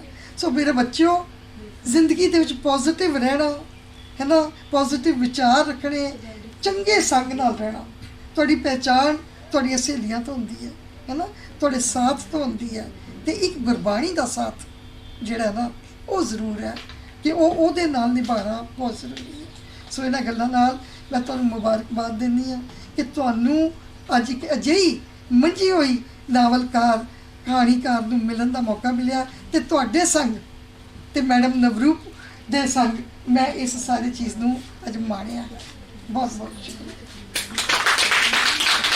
ਮੰਤਰ ਜਿਹੜੀ ਹੈ, ਜਿਸ ਤਰ੍ਹਾਂ ਤੁਸੀਂ ਸਾਰੇ ਚੁੱਪਚਾਪ ਸੋਚਾਂ ਦੇ ਵਿੱਚ ਪਏ ਹੋ, ਸੁਣ ਰਹੇ ਹੋ ਮੈਮ ਦੀ ਗੱਲ। ਔਰ ਮੈਮ ਤੁਸੀਂ ਹੁਣੇ ਕਿਹਾ ਕਿ ਗਲਪ ਦੀ ਜਿਹੜੇ ਹੈ ਨਾਇਕਾ, ਔਰ ਮੈਂ ਕਹਾਂਗੀ ਆਲੋਚਨਾ ਦੀ ਨਾਇਕਾ, ਆਲੋਚਨਾ ਦੀ ਮਲਿਕਾ, ਕਿ ਕਿਸ ਤਰੀਕੇ ਦੇ ਨਾਲ ਇਹਨਾਂ ਨੇ ਥੋੜੇ ਜਿਹੇ ਸਮੇਂ ਦੇ ਵਿੱਚ ਹੀ ਪੂਰੇ ਚੰਦਨ ਸਾਹਿਤ ਨੂੰ ਸਾਡੀਆਂ ਅੱਖਾਂ ਦੇ ਅੱਗੇ ਦ੍ਰਿਸ਼ਟੀਕੋਣ ਕਰ ਦਿੱਤਾ, ਔਰ ਨਾਲ ਉਹਨੂੰ ਹੀ ਦ੍ਰਿਸ਼ਟੀਗੋਚਰ ਨਹੀਂ ਕੀਤਾ, ਨਾਲ ਤੁਹਾਨੂੰ ਜ਼ਿੰਦਗੀ ਦੇ, ਆਪਣੀਆਂ ਧੀਆਂ ਨੂੰ ਜ਼ਿੰਦਗੀ ਦੇ ਕਿੰਨੇ ਖੂਬਸੂਰਤ ਸਬਕ ਵੀ ਪੜ੍ਹਾ ਦਿੱਤੇ ਔਰ ਜ਼ਿੰਦਗੀ ਜੀਣ ਦੇ ਗੁਰ ਵੀ ਸਿਖਾ ਦਿੱਤੇ ਹੈ। ਰਿਸ਼ਤਿਆਂ ਦੇ ਬਦਲਦੇ ਹੋਏ ਸਮੀਕਰਨਾਂ ਦੇ ਵਿੱਚ ਬੇਟਾ ਕਿਸ ਤਰ੍ਹਾਂ ਤੁਸੀਂ ਰਿਸ਼ਤਿਆਂ ਨੂੰ ਬੈਲੈਂਸ ਰੱਖਣਾ, ਉਹ ਸਾਰਾ ਕੁਝ ਦੇਖੋ ਕੁਝ ਮਿੰਟਾਂ ਦੇ ਵਿੱਚ ਹੀ। ਇਹ ਇਹਨਾਂ ਦੀ ਕਾਬਲੀਅਤ ਦਾ ਸਬੂਤ ਹੈ। ਜਿਹੜੀਆਂ ਗੱਲਾਂ ਮੈਂ ਸ਼ੁਰੂ 'ਚ ਕਹੀਆਂ ਸੀ ਕਿ ਕਿਤੇ ਵੀ ਜਾਣ ਪਛਾਣ ਦੀਆਂ ਮਥਾਜ ਨਹੀਂ ਹੈ, ਇਹਨਾਂ ਦੋਨੋਂ ਹਸਤੀਆਂ ਹੀ ਉਹ ਗੱਲ ਪ੍ਰੂਵ ਹੋ ਗਈ ਹੈ ਹੁਣ ਸਾਡੇ ਸਾਰਿਆਂ ਦੇ ਦਰਮਿਆਨ। ਔਰ ਮੈਂ ਪੰਜਾਬੀ ਸਾਹਿਤ ਅਕੈਡਮੀ ਔਰ ਹੰਸਰਾਜ ਮਹਿਲਾ ਮਹਾਵਿਦਿਆਲਿਆ ਦੇ ਵੱਲੋਂ ਇਹਨਾਂ ਦੋਨਾਂ ਅਜ਼ੀਮ ਸ਼ਖਸੀਅਤਾਂ ਦੀ ਤਹਿ ਦਿਲੋਂ ਸ਼ੁਕਰਗੁਜ਼ਾਰ ਹਾਂ ਕਿ ਇਹਨਾਂ ਨੇ ਆਪਣੇ ਰੁਝੇਵਿਆਂ ਦੇ ਵਿੱਚੋਂ ਵਕਤ ਕੱਢਿਆ ਔਰ ਸਾਡੇ ਦਰਸ਼ਕਾਂ ਨੂੰ ਹੋਏ।